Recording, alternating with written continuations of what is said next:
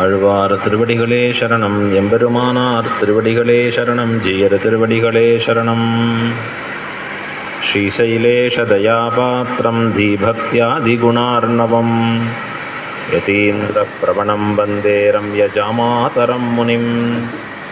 லக்ஷ்மீநாதசமாரம்பாம் நாதயமுனமध्यமாம் அஸ்மதாச்சார்யபர்யந்தாம் வந்தே குருபரம்பராம். யோ நித்யமச்சுதபதாம்புஜயுக்மருக்மவ்யாமோஹதஸ்ததிதராணி திருநாய மேனே. அஸ்மத்குரோர்பகவதோஸ்ய தயைகசிந்தோः ராமானுஜஸ்ய சரணௌ சரணம் பிரபத்யே. மாதாபிதா யுவதயஸ்தனயா விபூதிः சர்வம் யதேவ நியமேன மதன்வயானாம். ஆத்யஸ்ய நः குலபதேர்வகுலாபிராமம் ஸ்ரீமத்ததங்கிரியுகலம் பிரணமாமி மூர்ध्ना. பூதம் சரஸ்ச மகதாஹ்வய பட்டநாத ஸ்ரீபக்திசாரகுலசேகரயோகிவாகாம். பக்தாங்கிரிரேணுபரகாலயதீந்திரமிஸ்ரான் ஸ்ரீமத்பராங்குஷமுனிம் பிரணதோஸ்மி நித்யம். நீளாதுங்கஸ்தனகிரிதடீ சுப்தமுத்போத்ய கிருஷ்ணம் பாரார்த்தியம் ஸ்வம் ஸ்ருதிசதசிரசித்தமத்யாபயந்தி. ஸ்வோச்சிஷ்டாயாம் ஸ்ரஜிநிகடிதம் யா பலாத்கிருத்ய புங்க்தே. கோதா தஸ்யை நம இதமிதம் பூய ஏவஸ்து பூயः. அன்னவயல் புதுவை ஆண்டாள் அரங்கற்கு பன்னு திருப்பாவை பல்பதியம் இனிசையால் பாடிக் கொடுத்தாள். நற்பாமாலை பூமாலை சூடிக் கொடுத்தாளை சொல்லு. சூடிக் கொடுத்த சுடர்கொடியே தொல்பாவை பாடியருடவல்ல பல்வடையாய். நாடி நீர் வேங்கடவர்க்கு என்னை விதி என்ன இம்மாத்தம். நாம் கடவா வண்ணமே நல்கு. ஸ்ரீமத் கிருஷ்ண சமாஹ்வாய நமோ யாமுனசூனவே. யத்கடாக்ஷைகலக்ஷ்யானாம் சுலப ஸ்ரீதரஸ்ஸதாः.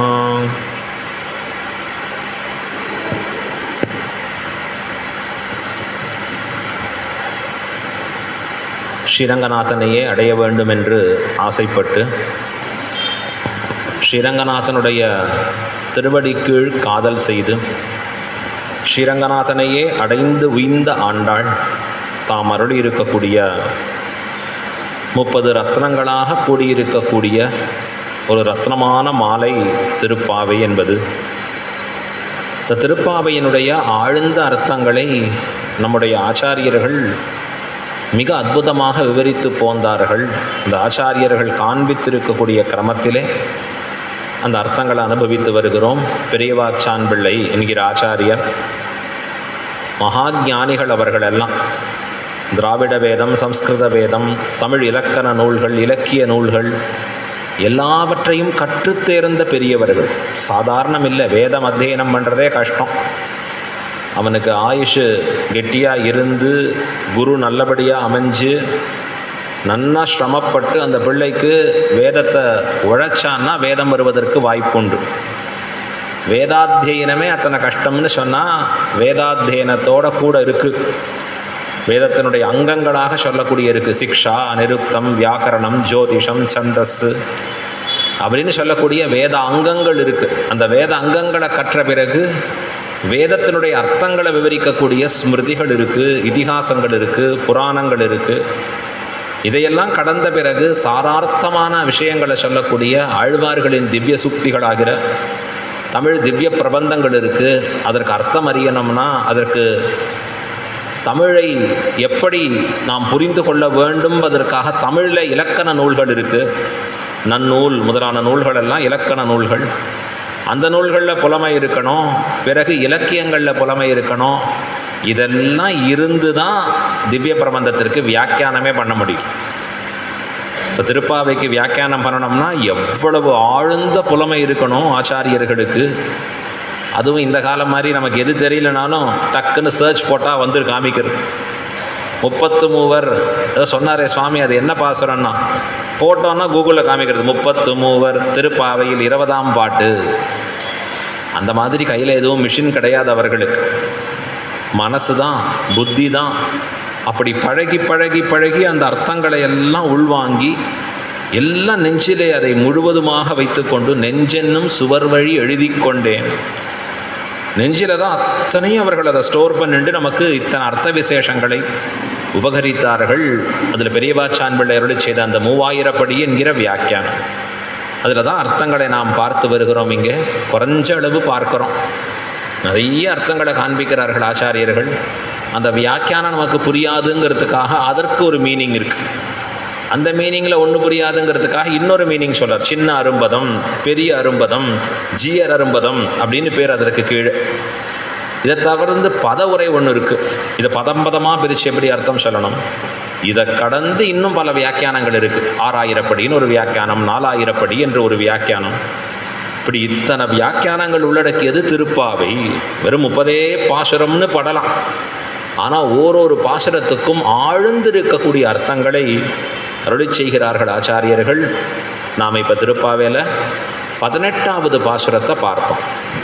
உந்து மதகளிற்றன் ஓடாத தோல்வழியன் என்று இந்த பாசுரத்திலே கிருஷ்ணனுடைய பிரதான மகிழ்ச்சியாக இருக்கக்கூடிய நப்பின்னை பிராட்டி, அவளைத்தான் எழுப்புகிறாள் அழகா. பிராட்டியுடைய ஸ்தானத்திலே இருக்கக்கூடியவள் அந்த நப்பின்னை. ஆகவே நப்பின்னை நங்காய் அப்படின்னு சொல்லி இந்த இடத்துல எழுப்புறா. யார் அவள்? நந்தகோபன் மருமகளே நப்பின்னாய் என்று நந்தகோபனுடைய மருமகனாக விளங்கி நிற்கக்கூடிய நப்பின்னை பிராட்டிய இந்த 18வது பாசுரத்தில் எழுப்பி போந்தாள். செந்தாமரை கையால் சீரார் வளையொழிப்ப வந்து திரவாய் மகிழ்ந்து. செந்தாமரை போன்றிருக்கக்கூடிய சிவந்திருக்கக்கூடிய திருக்கரங்களாலே உன்னுடைய வளைகள் எல்லாம் வந்து ஒழிக்கும்படியாக இருக்க நீ வந்து கதவை திறக்க வேணும். இது பகவானை நாம் பற்றுகிற பற்று அப்படிங்கிறது. எதையும் செய்யலாம் எம்பெருமான். எம்பெருமானை முறையறிந்து பற்றினோம்னா நாம் வாழ்ந்து போகலாம். எது முறை? ஆச்சாரியனை பற்றி, அதன் பிறகு புருஷகாரபுதையான பிராட்டியை பற்றி, அதன் பிறகு பகவான் திருவடிகளை பற்றுவது. எம்பெருமான் சர்வதந்திர ஸ்வதந்திரன். அவன் கேட்பாரில்லாத அதிகாரம் படைத்தவன்.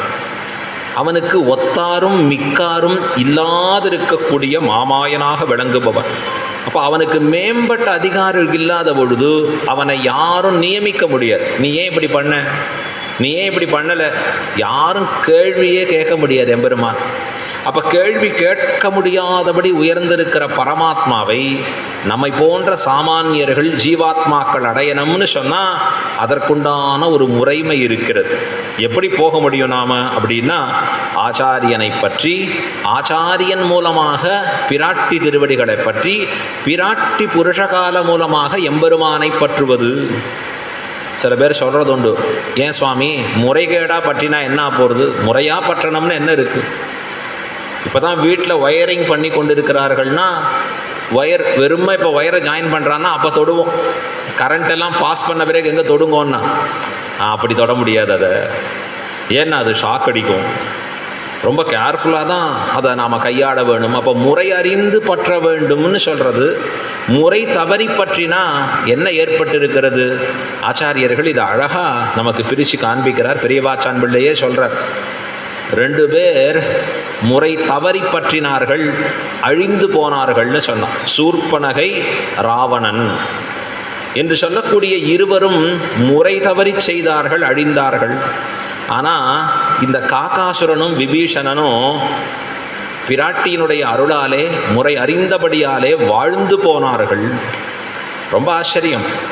இந்த எம்பெருமானிடத்தில் ஏற்பட்டிருக்கிறக்கூடிய காதல்னாலே சூர்பனகை பகவானை அடையணும்னு ஆசை. அப்போ பிராட்டியை புறம் தள்ளுகிறார். பிராட்டியை தள்ளி, அவள் தானே நமக்கு விரோதியாக இருக்கா, அவளையே விழுங்குடுறேன்னா சூர்பனகை. ரொம்ப அழகான ஒரு உருக்கொண்டு வந்து பெருமாளை தான் விவாகம் பண்ணிக்கணும்னு ஆசைப்பட்ட சூர்பனகை. அப்போ எம்பெருமானுக்கு இவளிடத்துல கொஞ்ச நாழி விளையாடணும்னு ஆசை. அப்போ சொல்கிறான், அங்கே பார் என்னுடைய மனைவி உள்ளே இருக்கா, எனக்கு ஏற்கனவே விவாகம் ஆயிடுது. அங்கே லக்ஷ்மணன் இருக்கான்னு பார், அவனுக்கு தான் விவாகமே ஆகலை. அவளுடைய ஒரு காம இச்சை எப்படி இருக்குது? லக்ஷ்மணன்ட்ட போய் கேட்குறா, நீ என்னை கல்யாணம் பண்ணிக்கிறியா? உடனே அங்கே பிராட்டி இருக்கா, சீதா பிராட்டி. உடனே அவள் பார்க்கிறா, இந்த சீதை தானே நமக்கு இடைஞ்சலாக இருக்கா, அவளை விழுங்குகிறேன் என்று அவள் புறப்படுகிற பொழுது அப்பா அவள் மூக்கை அறுத்தான். லக்ஷ்மணன் பிராட்டி, அதாவது சூர்பனகையுடைய மூக்கை அறுக்கும்படியாக நேர்ந்தது. அப்போ முறை தவறி பற்றினாள், பகவானை மட்டும் பிடிச்சிண்டா மூக்கறுபட்டாள். சீதையை மட்டும் பிடிச்சின்றான் ராவணன், உயிரே போயிற்று. அது சாஸ்திரத்திலே விரோதம் என்று காட்டப்படுகிறது. ஆனால் விபீஷணன் முறையறிந்து பற்றினான். சீதையினுடைய அனுகிரகத்தோட சீதைக்காகத்தான் அவன் வாதாடுகிறான். எங்கே போய் வாதாடுறான்? ராவணன் சபையில் இருந்து பேசினான், ராவணா நீ செய்கிறது தப்புப்பா. சீதை என்பவள் சாக்ஷாத் ஜெகன் மாதா. அவள் யார்? பிராட்டி என்பவள் சாக்ஷாத் எம்பெருமானுடைய துணைவியாக இருக்கக்கூடியவள். அவளை போய் அபகரித்து கொண்டு வந்தாய், இது நியாயமா அப்படின்னு கேள்வி எழுப்பி சீதைக்காக, அதுவும் அந்த விபீஷனுடைய பெண் திரிஜடைன்னு பேர், அவள் தான் பிராட்டிக்கு உறுதுணையாக இருக்காங்க. அசோகவனத்தில் ஒரே ஒரு நல்ல ராட்சசின்னா இந்த திரிஜடை மட்டும்தான். அவள் தான் நல்லதெல்லாம் சொல்கிறாள், நல்ல சொப்பனங்கள் கண்டதெல்லாம் விளக்கி போருகிறாளங்க. இப்போ இது விபீஷணன் பிராட்டியின் புருஷகாரம் மூலமாக எம்பெருமானை வந்து சரணாகதி பண்ணினான். என்னாச்சு? இலங்கைக்கு அரசனானான் விபீஷணன். அவனுக்கு பட்டம் கட்டும்படியாக இருந்தது பகவானுடையது. காகாசுரன் பிராட்டியிடத்திலே தவறு செய்தான். தவறு செய்திருக்கக்கூடிய காகாசுரன் த்ரீன்லோகான் சம்பரிக்கிரமிய, 3 உலகங்களையும் நன்றாக சுற்றி திரிந்து எங்கே வந்து விழுந்தான்னா எம்பெருமான் காலில் விழறான். விடர்ச்சி எப்படி தெரியுமா விழுந்தான்? கால் பெருமாள் பக்கத்துலேயும் தலை அவனுக்கு எதிர்த்து விழுந்தது. பெருமாள் இப்படி அமர்ந்திருக்காருன்னா இந்த காகாசுரன் விழர்ச்சே கால் இங்கே விழருது, தலை அந்த பக்கமாக இருக்கு.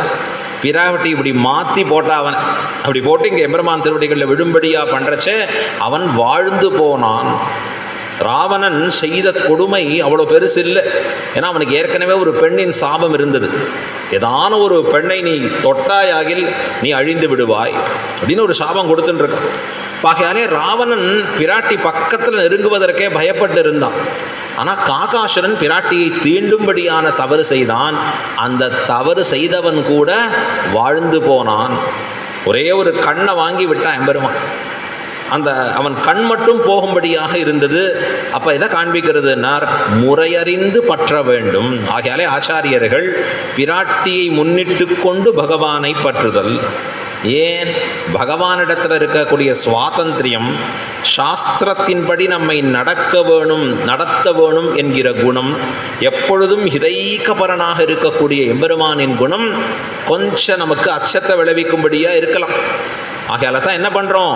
பிராட்டி திருவடிகளிலே புருஷகாரமாக பற்றி செந்தாமரை கையால் சீரார் வளையொழிப்ப.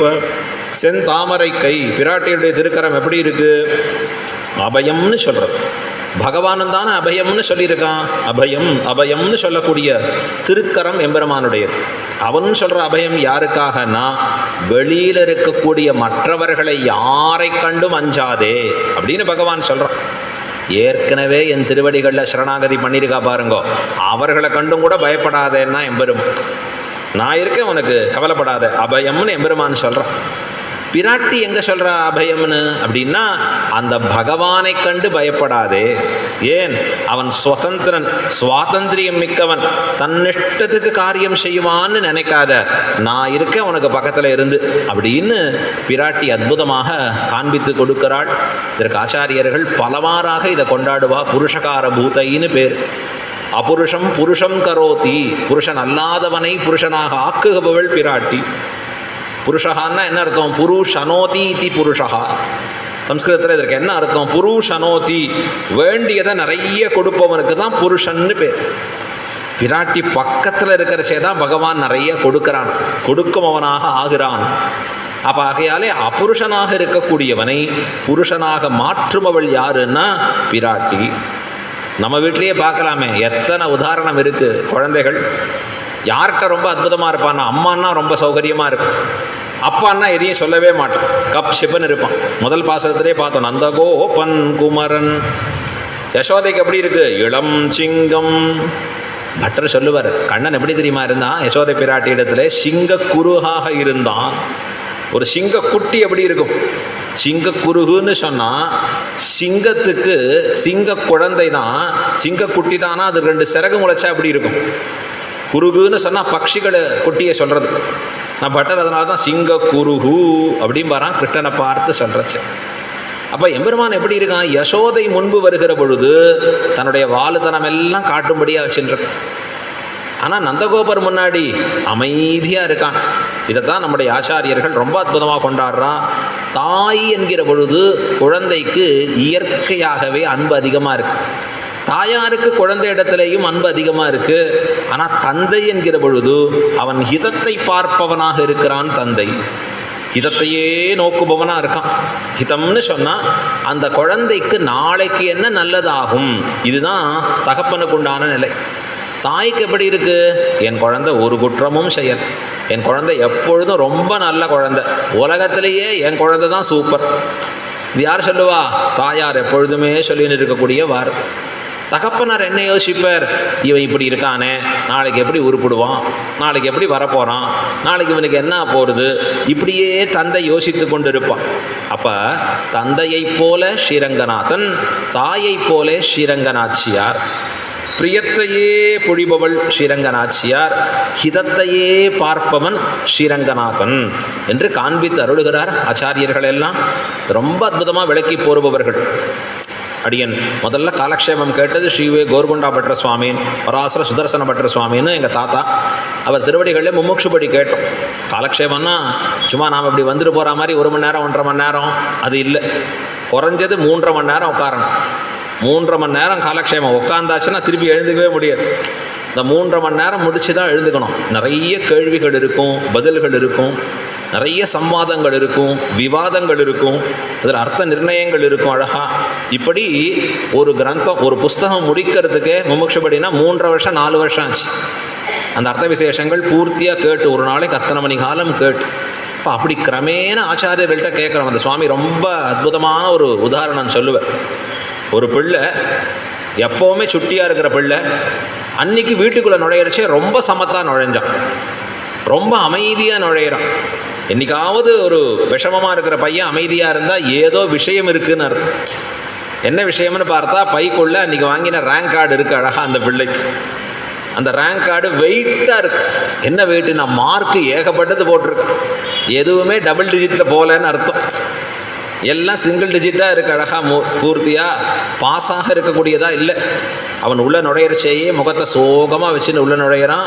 அவனுக்கு எப்போ வரணும்னு தெரியும், உள்ளே எப்போ வரணும், அப்பா இல்லாதப்போ உள்ளே நுழையணும். நேராக யாரை போய் பிடிப்பான்? அவன் அம்மாவை தான் பிடிப்பான். அம்மாவை பார்த்து முதல்ல சொல்லுவான், அம்மா என்னப்பாச்சு, என்ன ஏன் சோகமாக இருக்கா? தாய்க்கு முகம் பார்த்த உடனே தெரியும். என்னாச்சு, என்ன வருத்தமாக இருக்க? ஒன்றுமில்லை. இல்லை என்ன இருக்குது? இல்லை இன்றைக்கி ரேங்க் கார்டு கொடுத்துருக்கா.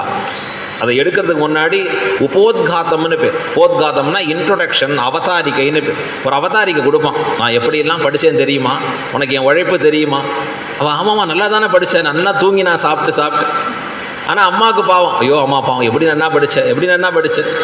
எடுத்து பார்த்தா இந்த டீச்சர் சரியில்லை, எல்லாத்துலேயும் ஃபெயில் போட்டா. பழியை தூக்கி யார் தலையில் போடுறதுன்னா டீச்சர் தலையில் போடு. அவள் சரியாக திருத்தலை பாரு, இப்படி போட்டா. நிறைய பேருக்கு அப்படி தான் பண்ணியிருக்கா. ஆக்சுவலாக இவன் ஒத்தந்தான், மற்றவாள்லாம் நல்லா வாங்கியிருப்பான். அம்மாட்ட அப்படி சொல்லி கொடுத்து, சரி நீ கவலைப்படாத கண்ணா, எனக்கே கொஞ்சம் உடம்பு முடியாமல் இருக்குது, சரி இப்போ நீ போய் படுத்துக்கோ, உனக்கு என்ன வேணும்னா ஒன்றே ஒரு கையெழுத்து தான். அந்த பிள்ளை நல்ல பிள்ளையாக இருக்குது, அப்பாட்ட கையெழுத்து வாங்கி கொடுன்னு கேட்குறான் அழகா. இவனே போடாமல் உடனே அவன் அம்மா சொல்கிறா, கவலைப்படாத நான் வாங்கி கொடுக்குறேன்னு. அவள் வாங்கி வச்சுக்கிறா.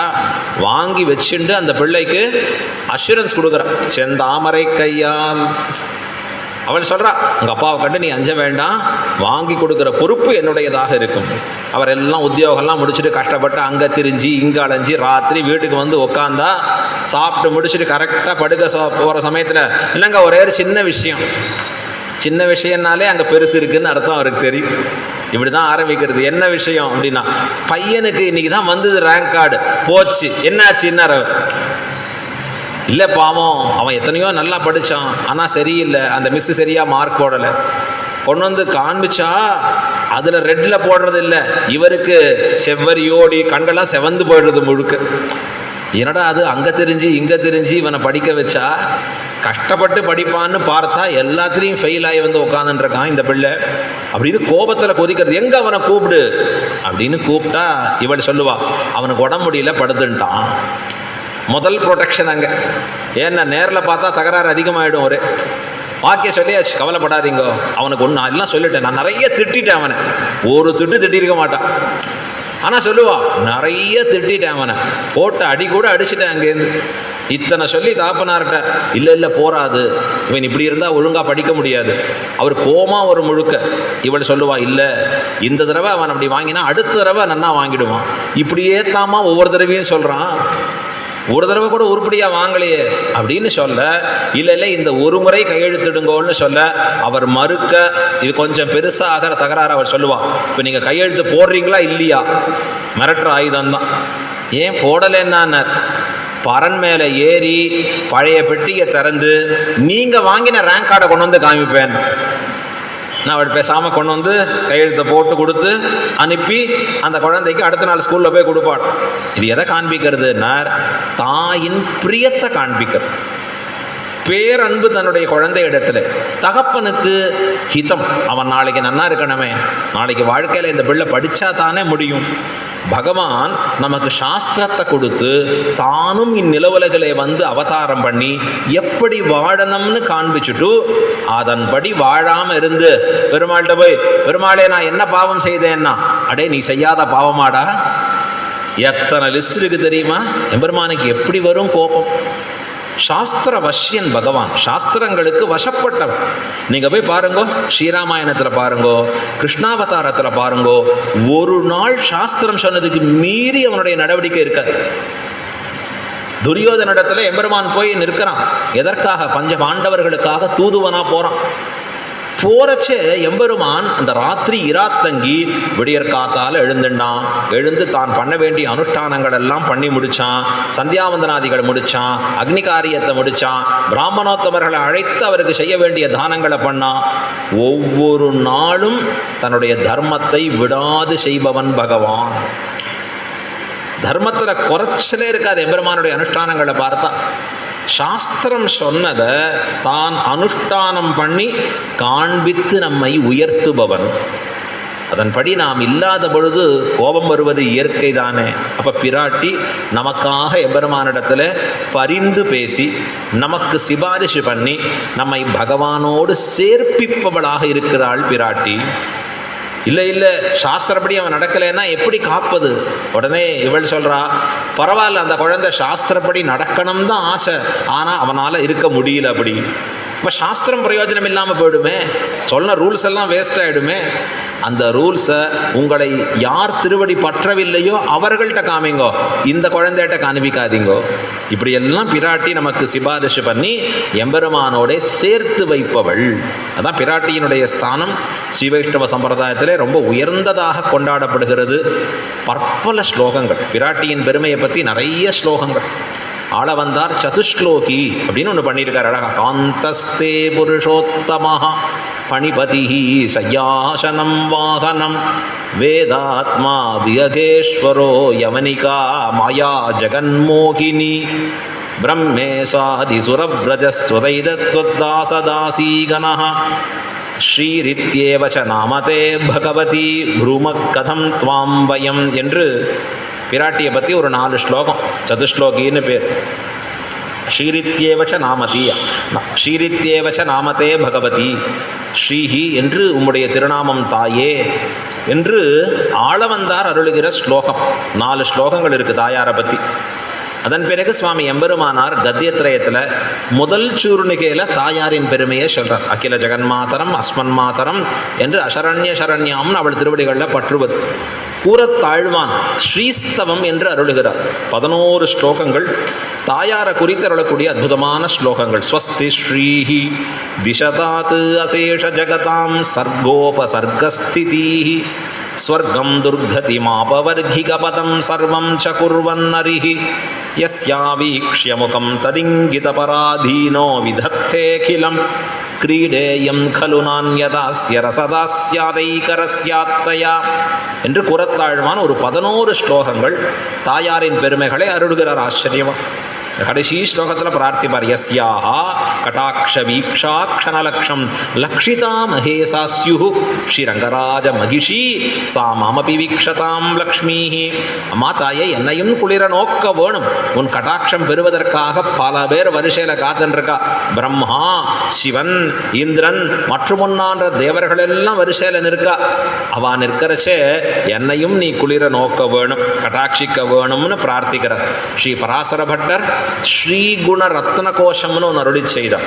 ஸ்ரீகுண ரத்ன கோஷம் அப்படின்னு சொன்னால், பிராட்டி ஸ்ரீ என்றால் பெரிய பிராட்டியார் மகாலட்சுமி, குண என்றால் அவருடைய திருக்கல்யாண குணங்கள். ஓரொரு குணமும் எப்படி இருக்கு? ரத்னங்களாக இருக்கான். இந்த ரத்னங்கள் அடங்கிய ஒரு பேழை. கோஷம்னா பேழைன்னு பேர், பெட்டின்னு பேர். ஸ்ரீகுண ரத்ன கோஷம்னு அருளுகிறார். ஆச்சரியமா ஸ்ரீயைஹி சமஸ்தஜிதஜித் விதான வியசனம் ஹரேஹே அங்கீகாரபிர் ஆலோகைஹி சார்த்தயந்தியை கிருதோஞ்சலிஹி என்று இந்த முதல் ஸ்லோகம் தொடங்கி 61 ஸ்லோகங்களாலே ஆச்சரியமாக விவரிக்கிறார் பட்டர் பிராட்டியினுடைய பெருமை. இதை தவிர வேதாந்த தேசிகன் ஸ்ரீஸ்துதி என்று அருளி செய்திருக்கிறார். பிராட்டியின் பெருமைகளை சொல்றச்சே இது ஒவ்வொன்றும் என்ன மேன்மையை காண்பிக்கிறதுன்னார், ஸ்ரீரங்க நாச்சியாரின் மகாலட்சுமியின் பெருமைகளை காட்டுகிறது, அவளின் கருணையை காட்டுகிறது. பகவானை காட்டிலும் தாயை போல் நம்மிடத்திலே விசேஷித்து கருணை புரிபவள் யார்னா லோகமாதாவாக இருக்கக்கூடிய பிராட்டி அப்படிங்கிறத நமக்கு தெரியறது. இன்றைக்கும் ஸ்ரீரங்கம் கோயிலுக்குள்ளே போனேன்னா கர்ப்பகிரகம் போகிறதுக்கு முன்னாடி அந்த துவஜஸ்தம்பம், அதாவது காயத்ரி மண்டபத்தை கடந்து உள்ளே போகிறச்சே மேலே பார்த்தேன்னா மகாலட்சுமி எழுந்தோடு இருப்பாள். ஸ்ரீரங்கநாதனுக்கே மங்களத்தை கொடுப்பவள் அவள் தான். எப்பொழுதும் பிராட்டி தான் பூர்த்தியாக அங்கே.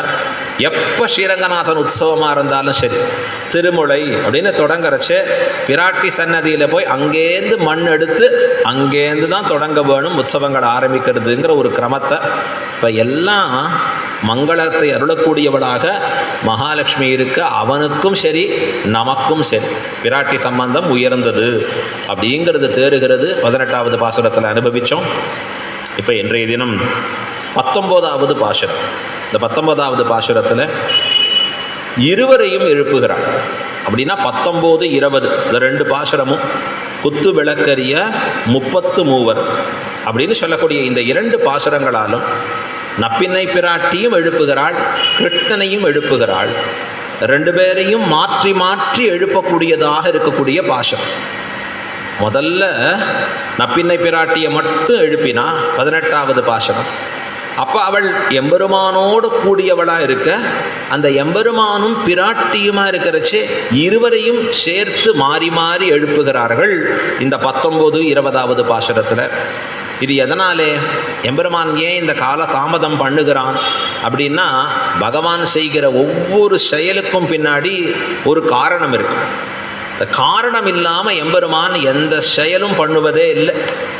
அதை உணர்ந்தவன் தான் ஞானி ஆகிறான். எம்பெருமான் செய்யக்கூடிய ஒவ்வொன்றிற்கும் ஏதோ ஒரு விஷயம் இருக்குது, கருணை இருக்கிறது அப்படிங்கிற உணர்ந்தவனாக இருக்கக்கூடியவன். அதை தான் ரொம்ப அழகாக சொல்லுவான்.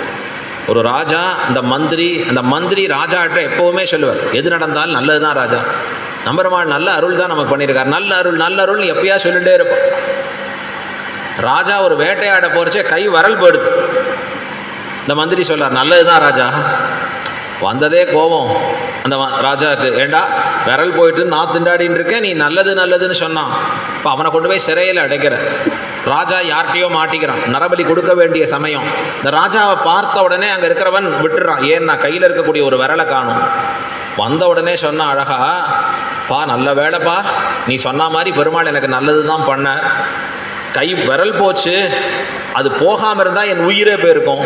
அங்கஹீனனை நரபலி கொடுக்கக்கூடாதுன்னு விட்டுட்டா காட்டுவாசிகள் அப்படின்னு சொல்கிறச்சே, ஆமாம் ராஜா அதுவும் நல்லது தான்.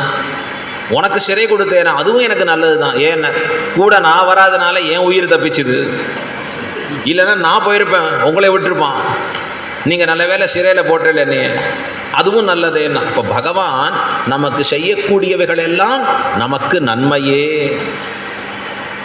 ஆழ்வார் சொல்கிறார், பாசுரங்கள் தோறும் சொல்கிறார், பா எம்பெருமானே என்னன்றி செய்வேனோ, என்னன்றி செய்வேன். நீ எனக்கு செய்திருக்கக்கூடிய நன்மைகளை எண்ணி பார்க்கறச்சே எதை நான் திருப்பி பண்ண முடியும், என்னால் என்ன செய்ய முடியும் திருப்பி யோசிச்சு பாருங்க. நாம் யோசிக்கணும், பெருமாள் எனக்கு இதை பண்ணலையே அதை பண்ணலையே, கம்பேர் பண்ணுவோம். பக்கத்து வீட்டில் பாரு, அதுக்குள்ளே டக்கு டக்குன்னு 2 ஃப்ளோர் வந்தாச்சு, நமக்கு என்னாச்சு இங்கே? நம்ம எதை யோசிக்கலைன்னா பகவான் செய்த பல உபகாரங்கள் இருக்குது. சுவாசம் விட்டுன்னு இருக்கோம் அழகாக, உள்ளே போனால் உணவு ஜெரிச்சின்னு இருக்கு, கை கால்லாம் ஒழுங்காக வேலை செஞ்சுன்னு இருக்கு. இவ்வளவும் எம்பெருமானின் அருள். எம்பெருமான் நமக்கு பண்ணுற கிருபை தான் இது அத்தனை. இன்றைக்கி உட்காந்து ஒரு 2 மணி நேரம் நல்லதை கேட்குறோம், ஆச்சரியமாக ஆண்டாளை சேவிக்கிற ஒரு பாக்கியம் பெற்றோம். ஒன்னொன்றும் பகவான் நமக்கு செய்யக்கூடிய அனுக்கிரகமே. பெரியோர்கள் எம்பெருமான் தனக்கு செய்யக்கூடிய நிகிரகத்தையும் கூட அனுக்கிரகமாக பாவிப்பார்கள். எம்பெருமான் கோபத்தோடு எதான சொல்லி பண்ணா கூட அதுவும் அருள், சீரி அருளாதே. அந்த இடத்துல சீற்றமே அருள்னு சொல். கோபம் கூட எம்பெருமானுடைய கிருபையாக உணர்கிறார்கள் ஆச்சாரியர்கள். கூரத்தாழ்வானுக்கு கண்ணு போச்சே, நாம யோசிக்கணும். ஆனால் கூரத்தாழ்வான் அதை கொண்டாடுகிறார். கூரத்தாழ்வானுக்கு அந்த ராஜா கண்ணை பிடுங்கும்படி ஆச்சு. கண்ணை எழுந்துட்டார் கூரத்தாழ்வான். அவரை பார்த்து பல பேர், நம்ம ஊரில் எப்படி தெரியுமா, ஏதான ஆபத்துன்னா ஒத்தன் திரும்ப மாட்டான். ஆபத்தெல்லாம் முடிஞ்சு அவஸ்தைப்படுறச்சே ஒத்தனை வந்து விசாரிப்பான், சே உமக்கு மட்டும் இப்படி ஆச்சு, நீ இது எவ்வளோ நல்லவர் பாவம். கூரத்தாழ்வான்ட்ட வந்து விசாரிக்க, இப்படி ஆயிடுத்தே, அவரே பாவம் எம்பெருமானாரை பிரிஞ்சு இருக்கார், ஆச்சாரியனை பிரிஞ்சு இவன் விசாரிக்கிறான், நல்லவராச்சே, ஒருத்தருக்கு ஒரு தீங்கு பண்ணாதவராச்சே, கண்ணு போயிடுது. இப்போ கூரத்தாழ்வான் சொன்னார், ரொம்ப நல்லதுப்பா கண்ணு போனது. ஏன்னு, இந்த கண்ணு தான் வேண்டாத மனசு சிந்தனைக்கு பல காரணமாக இருந்தது. முக்கியமான காரணம் இந்த கண்ணு தான். ஏன்னா எதெல்லாம் வேண்டாமோ அதை தான் டக்கு டக்கு டக்குன்னு பார்க்கறது இல்லை, அதை மட்டும் ஃபோட்டோ எடுத்து உள்ளே போட்டுக்கும், டக்கு டக்குன்னு உள்ள ஃபோட்டோ எடுத்து போட்டுக்கும். இந்த கண்ணு கிரகணம் பண்ணுற மாதிரி வேற ஒன்றும் பண்ணாது. இன்னைக்கு முடியறச்சே, இன்னைக்கு என்ன சுவாமி விஷயங்களை சொன்னார், ஒரு கேட்ட மாதிரி இருந்தது இதெல்லாம். ஆனால் சொல்லுங்க, இவா எப்படி வந்தா, அவா இன்னைக்கு இப்படி வந்தா அப்படி வந்தா, ஒரு டீட்டெயில் லெக்சர் கொடுக்க முடியும் நாம கரெக்டாக. கண் அப்படி கிரகணம் பண்ணிக்கணும். இப்போ கூரத்தாழ்வான் சொன்னார், இந்த கண்ணு தான் பல பாபங்களுக்கு காரணமாக இருக்கு, நல்ல வேளை இந்த கண்ணு தெரியாமல் இருந்தது சௌகரியம். எம்பெருமான் எனக்கு பண்ண அருள்னு சொன்ன. வரதராஜ பெருமாள் முன்னாடி போய் நிறுத்துற சுவாமி ராமானுஜர் பிரார்த்தனை பண்ணும், ஸ்ரீநிதிம் நிதிமபாரமர்த்தினாம் என்று வரதராஜ பெருமாளை ஸ்தோத்திரம் பண்ற கூரத்தாழ்வான். வரதராஜ ஸ்தவம்னு பேர். ராமானுஜருக்கு உயிர் பெருமாள் யாருன்னா வரதராஜர் தான், அத்திகிரி அருளாளர் தான். அவர் தான் அவருக்கு உயிரான பெருமாள் எப்பொழுதுமே. இந்த வரதராஜர் பக்கத்தில் நிறுத்தி ஸ்தோத்திரம் பண்ண, வரதராஜர் எழுந்தருள என்ன வரன் வேணும்னா, கண்ணு போகிறதுக்கு காரணமாக இருந்த 4 ஆணுக்கும் மோட்சம் கொடுக்கணும். கண்ணு கேட்கணும்னு தோணல். வரதர் கேட்குறாரு, இல்லையே ஆச்சாரியன் கண்ணு தானே வேணும்னு சொல்கிறார். இல்லை இல்லை, இந்த கண்ணு ஊனக்கண்ணு வேண்டாம், எனக்கு 2 தெரிஞ்சா போகிறோம். என்ன, தேவரீர் திருமேனி சௌந்தரியத்தை இந்த கண்ணு சேவிக்கணும், என் ஆச்சாரியன் திருவுருவத்தை சேவிக்கணும், இது 2 தெரிஞ்சா போகிறோன்ட்டு. எப்படி பாருங்க ஆச்சரியமா. சில பேருக்கு அந்த பிளைண்ட்னஸ்னு ஒன்று சொல்லுவான், சிலது தெரியும் சிலது தெரியாது. கூரத்தாழ்வான் விரும்பி கேட்குறான், உலகத்தில் வேறு எதுவும் தெரிய வேணாம், எனக்கு 2 தெரிஞ்சா போகிறோம். என்ன, எம்பெருமானே உன்னுடைய திருவுருவமும் என் ஆச்சாரியனின் திருவுருவமும் சேவை சாதித்தால் போகிறோம். எப்படிப்பட்ட மகா ஞானி. இப்போ அந்த கண்ணை இழந்த வரலாறு இப்போ 1000 வருஷம் ஆச்சு. கூரத்தாழ்வான் ராமானுஜரை காட்டிலும் 8 வயது மூத்தவர். ஆனால் சிஷ்யர் 2009 அவருடைய 1000வது ஆண்டு பூர்த்தியாச்சு. 1009 அவருடைய திருவதாரம். ராமானுஜர் 2017 தான் 1000வது ஆண்டு. ஏன்னா 1017. அப்படி 8 வயது மூத்தவராக இருந்தாலும் கூட ஆச்சாரியனிடத்திலே அடிபணிந்த தலை சிறந்த சிஷ்யர் கூரத்தாழ்வான். இன்னைக்கு 1000 ஆண்டுகள் ஆச்சு. இன்னும் 1000 ஆண்டுகள் கழித்தும் கூரத்தாழ்வானின் பெருமை பேசப்படும். கூரத்தாழ்வான் இந்நிலவுலகிலே நிலைத்து நிற்பர். ஏன்னர் அவருடைய உறுதிப்பாடு, ஆச்சாரிய பக்தி. என்ன உயிர் போகும்படியான சூழ்நிலையிலையும் பகவான் பரமாத்மான்னா பரமாத்மா தான். அதில் மாற்று கருத்து இல்லை. என் கண்ணையே நீ பிடுங்கினாலும் அதில் ஒரு நாளும் நான் மாற்றி சொல்லுவதற்கு இல்லை. இந்த மேன்மை கூறத்தாழ்வானின் வைபவம். சில பேருக்கு தோன்றது கண்ணை இழந்தாரு, அசௌகரியம் ஏற்பட்டது. இல்லை, அவருடைய உறுதிப்பாடை பகவான் உலகுக்கு காண்பித்தான். இந்த மகான்களை கொண்டு தான் காண்பிக்கணும். நம்ம கொண்டா காண்பிக்கிறது? நம்ம கொண்டு ஒன்றுமே புரிய வைக்க முடியாது. ஆகையாலே இந்த மகான்களை கொண்டு எம்பெருமான் காண்பிக்கிறான் இந்த நில உலகிலே. இப்போ இது எதை காட்டுகிறது என்றால், எம்பெருமான் செய்வதெல்லாம் நமக்கு அனுக்கிரகமே, பரிபூர்ண கிருபையே அப்படின்னு சொல்கிறார். சிவவச்சன மோசனம் முதலான கிரந்தங்களில் இதை விவரித்து அருளுகிறார்கள். அதுவும் அவனது இன்னருளே. ஆழ்வார் சொல்கிறார், என்னை தீமனம் கெடுத்தாய், மறுவித்தொழும் மனமே தந்தாய், பக்தி உழவன். என்ன பக்தி உடையவனா மாத்துறதுல உழவு பண்ணது யாருன்னார்? எம்பெருமான் தான். நான் செஞ்சது பூஜ்யம், எல்லாம் உழைத்தது பகவான்னு கொண்டாடுகிறார். இப்போ பகவான் செய்கிற ஒவ்வொரு செயலுக்கும் பின்னாடி காரணம் இருக்கும். நம்மாழ்வார் இங்கேருந்து உங்கள் ஊர்லேருந்து 1.5 மணி நேரம் போன எல்லாம் ஆழ்வார் தினங்களில் இருக்கார். புளிய மரத்தில் இருக்கிற ஆழ்வார் 16 வயசு வரைக்கும் ஒன்றும் பேசல. மதுரகவி ஆழ்வார் ஒரு கல் அப்படி முன்னாடி எரிஞ்ச உடனே அப்படி கண்ணை திறக்கிறார். செற்றதின் வயிற்றில் சிறியது பிறந்தால் அது எத்தை தின்று எங்கே கிடக்கும்? உடனே நம்மாழ்வார் சாதிக்கிறார், அது அத்தை தின்று அங்கே கிடக்கும். நமக்கு இதுக்கு ஒன்றுமே புரியாது. செற்றதின் வயிற்றில் சிறியது, செற்றதுன்னா ஞானமற்றது இந்த உடல், அதான் செற்றதுன்னு பேர். ஆத்மா இல்லைன்னா உயிர் ஒன்றுமே அற்றது, இந்த உடல் ஒன்றுமே அற்றது. உயிர் தான் எல்லாத்துக்கும் காரணமாக இருக்குது உடல் இயங்குவதற்கு. அந்த செற்றதின் வயிற்றில் சிறியது பிறந்தால், உயிரோடு உடல் சேர்ந்தால் என்ன ஆட்படுகிறது? அது எத்தை தின்று எங்கே கிடக்கும்? எதை உண்டு எங்கே வாழும்னார்? அத்தை தின்று அந்த உடல் ஏற்படுவதற்கு காரணமாக இருக்கக்கூடிய கர்ம பலன்களை புஜித்து அந்த உடலிலேயே வாழும் அப்படின்னு அவர் சொல்ல, இவரே ஞானி என்று கொண்டாட, அப்போ நம்மாழ்வார் சாதித்திருக்கக்கூடிய அற்புதமான திவ்ய பிரபந்தம், அதை தான் மதுரகவி ஆழ்வார் பட்டோலை கொள்கிறார். என்ன ஆச்சரியமாக சொல்கிறார். 4 திவ்ய பிரபந்தங்களை அருளினார் நம்மாழ்வார். திருவிருத்தம், திருவாசிரியம், திருவாய்மொழி, பெரிய திருவந்தாதி, ரிக், யஜுர், சாம, அதர்வனமாகிற 4 சம்ஸ்கிருத வேதங்களுக்கு நிகரான தமிழ் வேதங்கள். தெருளியவர் யாரு? சுவாமி நம்மாழ்வார். நம்மாழ்வார் முதல் பாசுரம் தொடங்குறார். திருவிருத்தம், பொய் நின்ன ஞானமும் பொல்லா ஒழுக்கும் அழுக்குடம்பும் இன்னின்ன நீர்மை இனியாம் புறாமை உயிரளிப்பான் என்னின்ன யோனியுமாய் பிறந்தாய் இமையோரு தலைவா மெய் நின்று கேட்டருளாய் அடியேன் செய்யும் விண்ணப்பமே. பெருமாளை பார்த்து சொல்ற. ஸ்ரீரங்கத்தில் இந்த பாசுரம் அப்படி விண்ணப்பம் பண்ணுறச்சே கோஷ்டியில் இமாயோர் தலைவா அப்படின்னு நிறுத்துவார். அப்படி அழகா இந்த கோட்டி சேவிக்கிற ராகமே தனித்து இருக்கு. அப்படி சொல்கிறச்சே நம்பர் அப்படி நிற்பார். அப்படி நிற்கிறாருன்னா என்ன அர்த்தம்? கம்பீரமாக இருக்கக்கூடிய அழகு. ஆழ்வாருடைய பாசுரத்தை கேட்டு அடியேன்னு செய்யும் விண்ணப்பமே. இப்போ தான் முதல் பாசுரம் பாடுறார் நம்மாழ்வார். என்ன கேட்டார்னா, யார் கேட்டா இந்த உடம்புங்கிற போய் நின்ன ஞானம் பொல்லா ஒழுக்கு அழுக்குடம்பு, இதை போய் என்னை பிறக்க வச்சிரு. ஏதோ நல்லது பாட போகிறாருன்னு பார்த்தா சொல்கிறார், இன்னின்ன நீர்மை இனி யாம்புறாமை. நமக்கு வேண்டாம்ப்பா வேண்டாம்ப்பா. என்ன ஆழ்வீர் இப்போ தானே பாசுரம் பாடத் தொடங்கினீர்? என்ன கேட்குறார்? இந்த சரீரம் கூடாது, வேண்டாம். இந்த பிரகிருத்தியில் பிறத்தல் வேண்டாம். இவர் வேண்டான்னு என்ன அர்த்தம்? உடனே மோட்சத்துக்கு கூட்டின்னு போகணும். இப்போ மோட்சம்னு பெருமாள் உடனே கொடுத்தேன்னு வச்சுக்கோங்க. உடனே மோட்சம் அப்படின்னா என்ன கஷ்டமாகும்னா, திருவிருத்தம் பக்கத்திலே எவனும் போக மாட்டான். நச்சு பொய்கைன்னு பேர். ஒரு பெரிய குளம் இருக்குது, 2 பேர் தண்ணி குடிச்சிட்டு வந்தான், எழுந்து வரச்சே மயங்கி விழுந்தான்னு வச்சுக்கோங்க.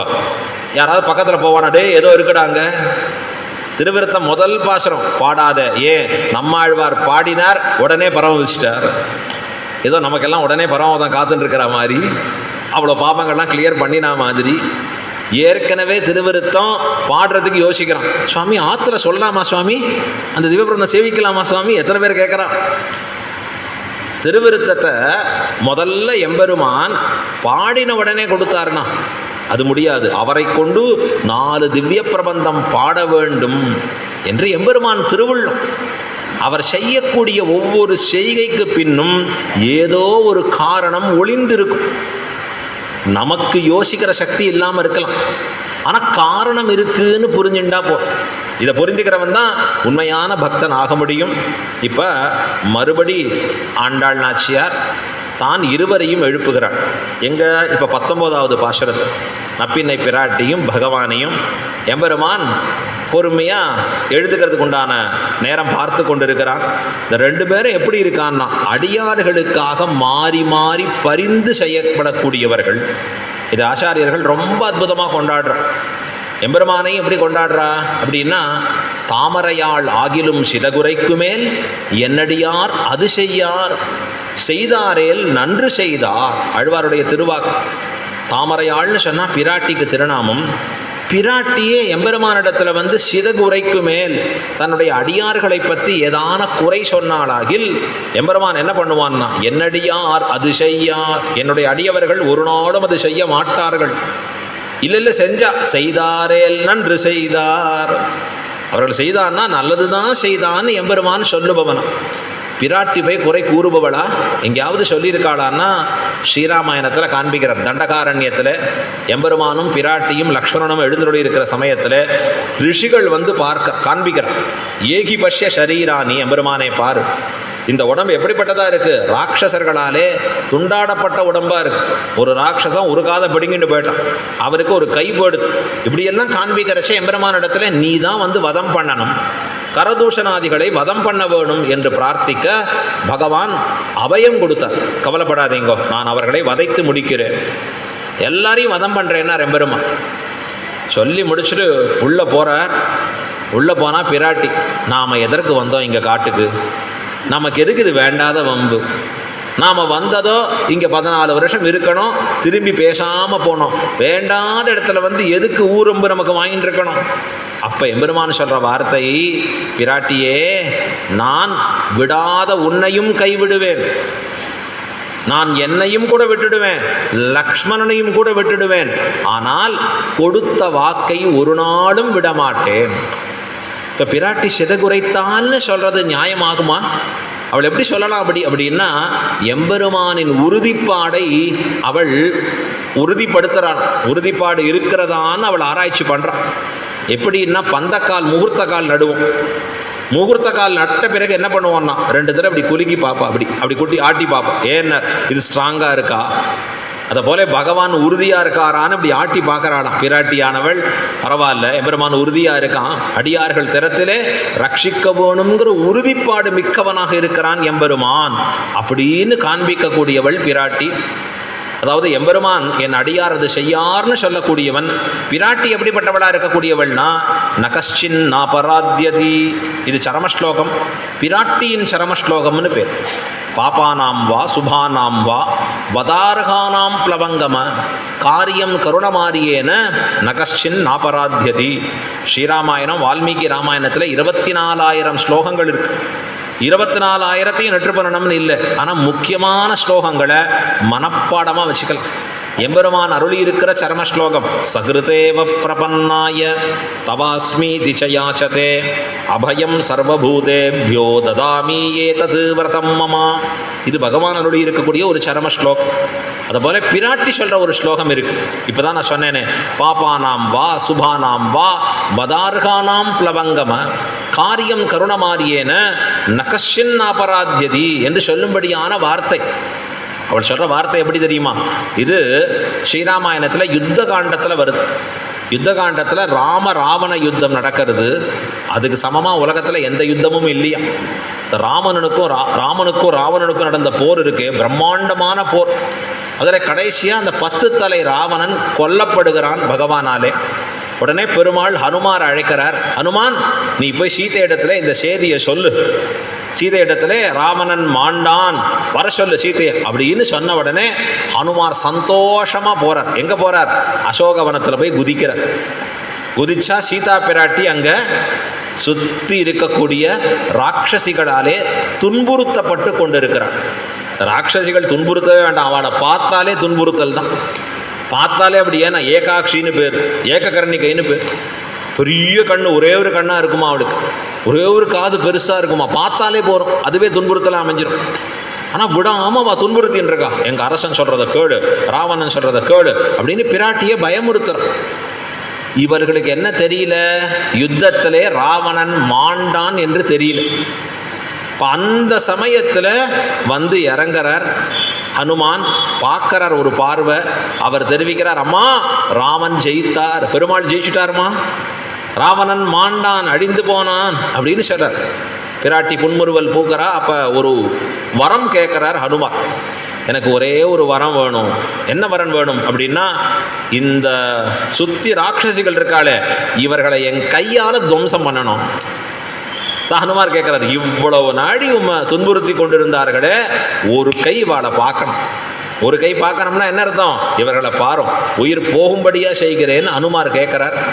அவ்வளோ நாடி ஹனுமானை கொண்டாடின பிராட்டி அந்த இடத்துல வார்த்தை சொல்கிறாராம், பிளவங்கம, குரங்கேன்னு அர்த்தம்.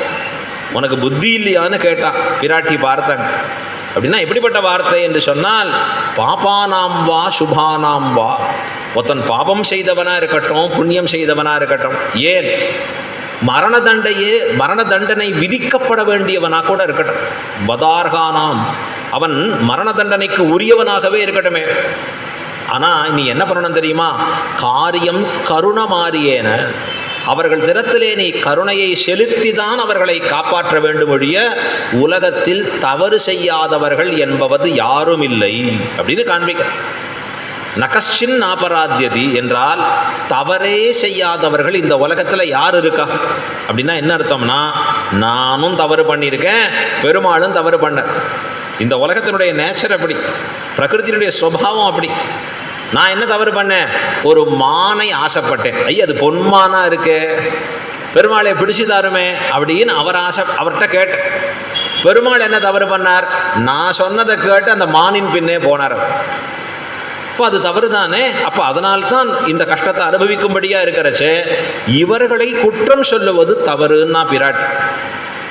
ஏன் அப்படின்னா, இவர்கள் அம்பு போலே, அம்பை தண்டிக்கலாமான்னு ஒருத்தன் அம்பு எய்தினான், அம்பு வந்து சேர்ந்தது, இந்த அம்புக்கு 6 மாதம் ஜெயில் தண்டனை அப்படி யாராவது கொடுப்பா?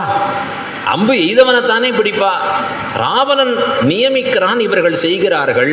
பட்டர் இதை வர்ணிக்கிறார் ஸ்ரீகுணத்திர கோஷத்தில், மாதர் மைதிலி ராட்சசி ஸ்வயிததை வார்த்ராபராதாஸ்த்வயா ரக்ஷந்த்யா பவனாத்மஜா லகுதரா ராமஸ்ய கோஷ்டீகிருதா காகம் தஞ்ச விபீஷணம் சரணமித்யுக்தி க்ஷமௌ ரக்ஷதः சானஸ் சாந்திர மகாகச சுகயது க்ஷாந்திஸ்தவா கஸ்மிகி என்று ஸ்லோகம் இது. இந்த ஸ்லோகத்தில் பட்டர் சொல்கிறார், ராமகோஷ்டியா சீத கோஷ்டியா, பெருமாள் கோஷ்டியா பிராட்டி கோஷ்டியா, எந்த கோஷ்டி சிறந்தது அப்படின்னு கேள்வி கேட்டால் பெருமாள் கோஷ்டி தாழ்ந்து போயிடுதான் தரம். எது உயர்ந்து போயிடுது, சீதா கோஷ்டி பிராட்டி கோஷ்டி உயர்ந்து அதை எடுத்தான்.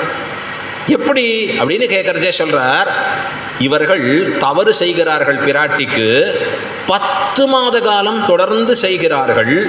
அப்ப அந்த தவறு பண்ணிட்டு இருக்கா பிராட்டி, பக்கத்துல இருந்து அப்ப தவறு பண்ணிட்டு இருக்கா பிராட்டி. அப்ப ரட்சிக்கிறா ஹனுமான்டேந்து.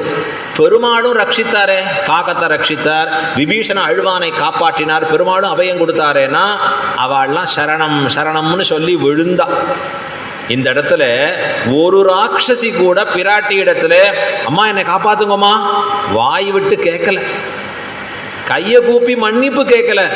அப்படி சொல்லாத இடத்திலேயும் இன்னும் அவர்கள் தவறு செய்து கொண்டிருக்கிற போதிலும் பிராட்டி அவர்களை காப்பாற்றினாள். யார்கிட்டேருந்து காப்பாத்தினா, பவனாத்மஜா, இந்த வாயுபுத்திரன் ஹனுமான்டேந்து காப்பாத்தினான்.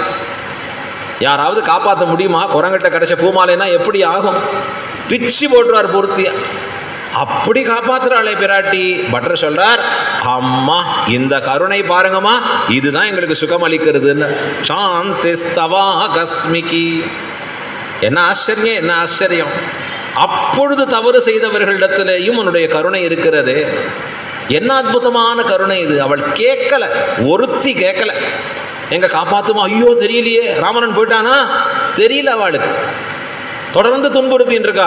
தெரியாத அவர்களையும் கேட்காத அவர்களையும் காப்பாற்றினாயே, என்ன அற்புதம், என்ன அற்புதம். இந்த வியாக்கியானம் பண்ணுறார், ஒரு நாளாவது ராத்திரி பெருமாளும் பிராட்டியும் ஏகாந்தமாக இருக்கிறச்சே, பிராட்டி எனக்கு இந்த ராட்சசிகள்லாம் எத்தனை துன்புறுத்தினா தெரியுமா, ஒரு நாள் சோக கதையை சொன்னது. யூஸ்வலாக கணவன் மாட்டினா மனைவி ராத்திரினா சோக கதையை தான் ஆரம்பிப்போம். உங்களுக்கு நடந்தது தெரியுமா, ஏற்கனவே என் ஆஃபீஸ் தலைவலிமா, இல்லை கேளுங்க, ஒரு நாள் பிராட்டி சொன்னாளான்னா சொன்னதே கிடையாதான் பிராட்டி, ஒரு நாளும் சொன்னதில்லை என்று ஆச்சாரியர்கள் கொண்டாடுகிறார்கள். அப்போ இப்படிப்பட்ட பிராட்டி நமக்கு இருக்கா, அப்படிப்பட்ட பகவான் இருக்கான். என் அடியார் அது செய்யார். இதை இன்னும் தமிழை இப்படி பிரித்து சொல்லுவார் அன்னகராச்சார சுவாமி சொல்லுவார், தாமரையாள் ஆகிலும் சிதகுரைக்கு மேல் என்னடியார் அது செய்யார்.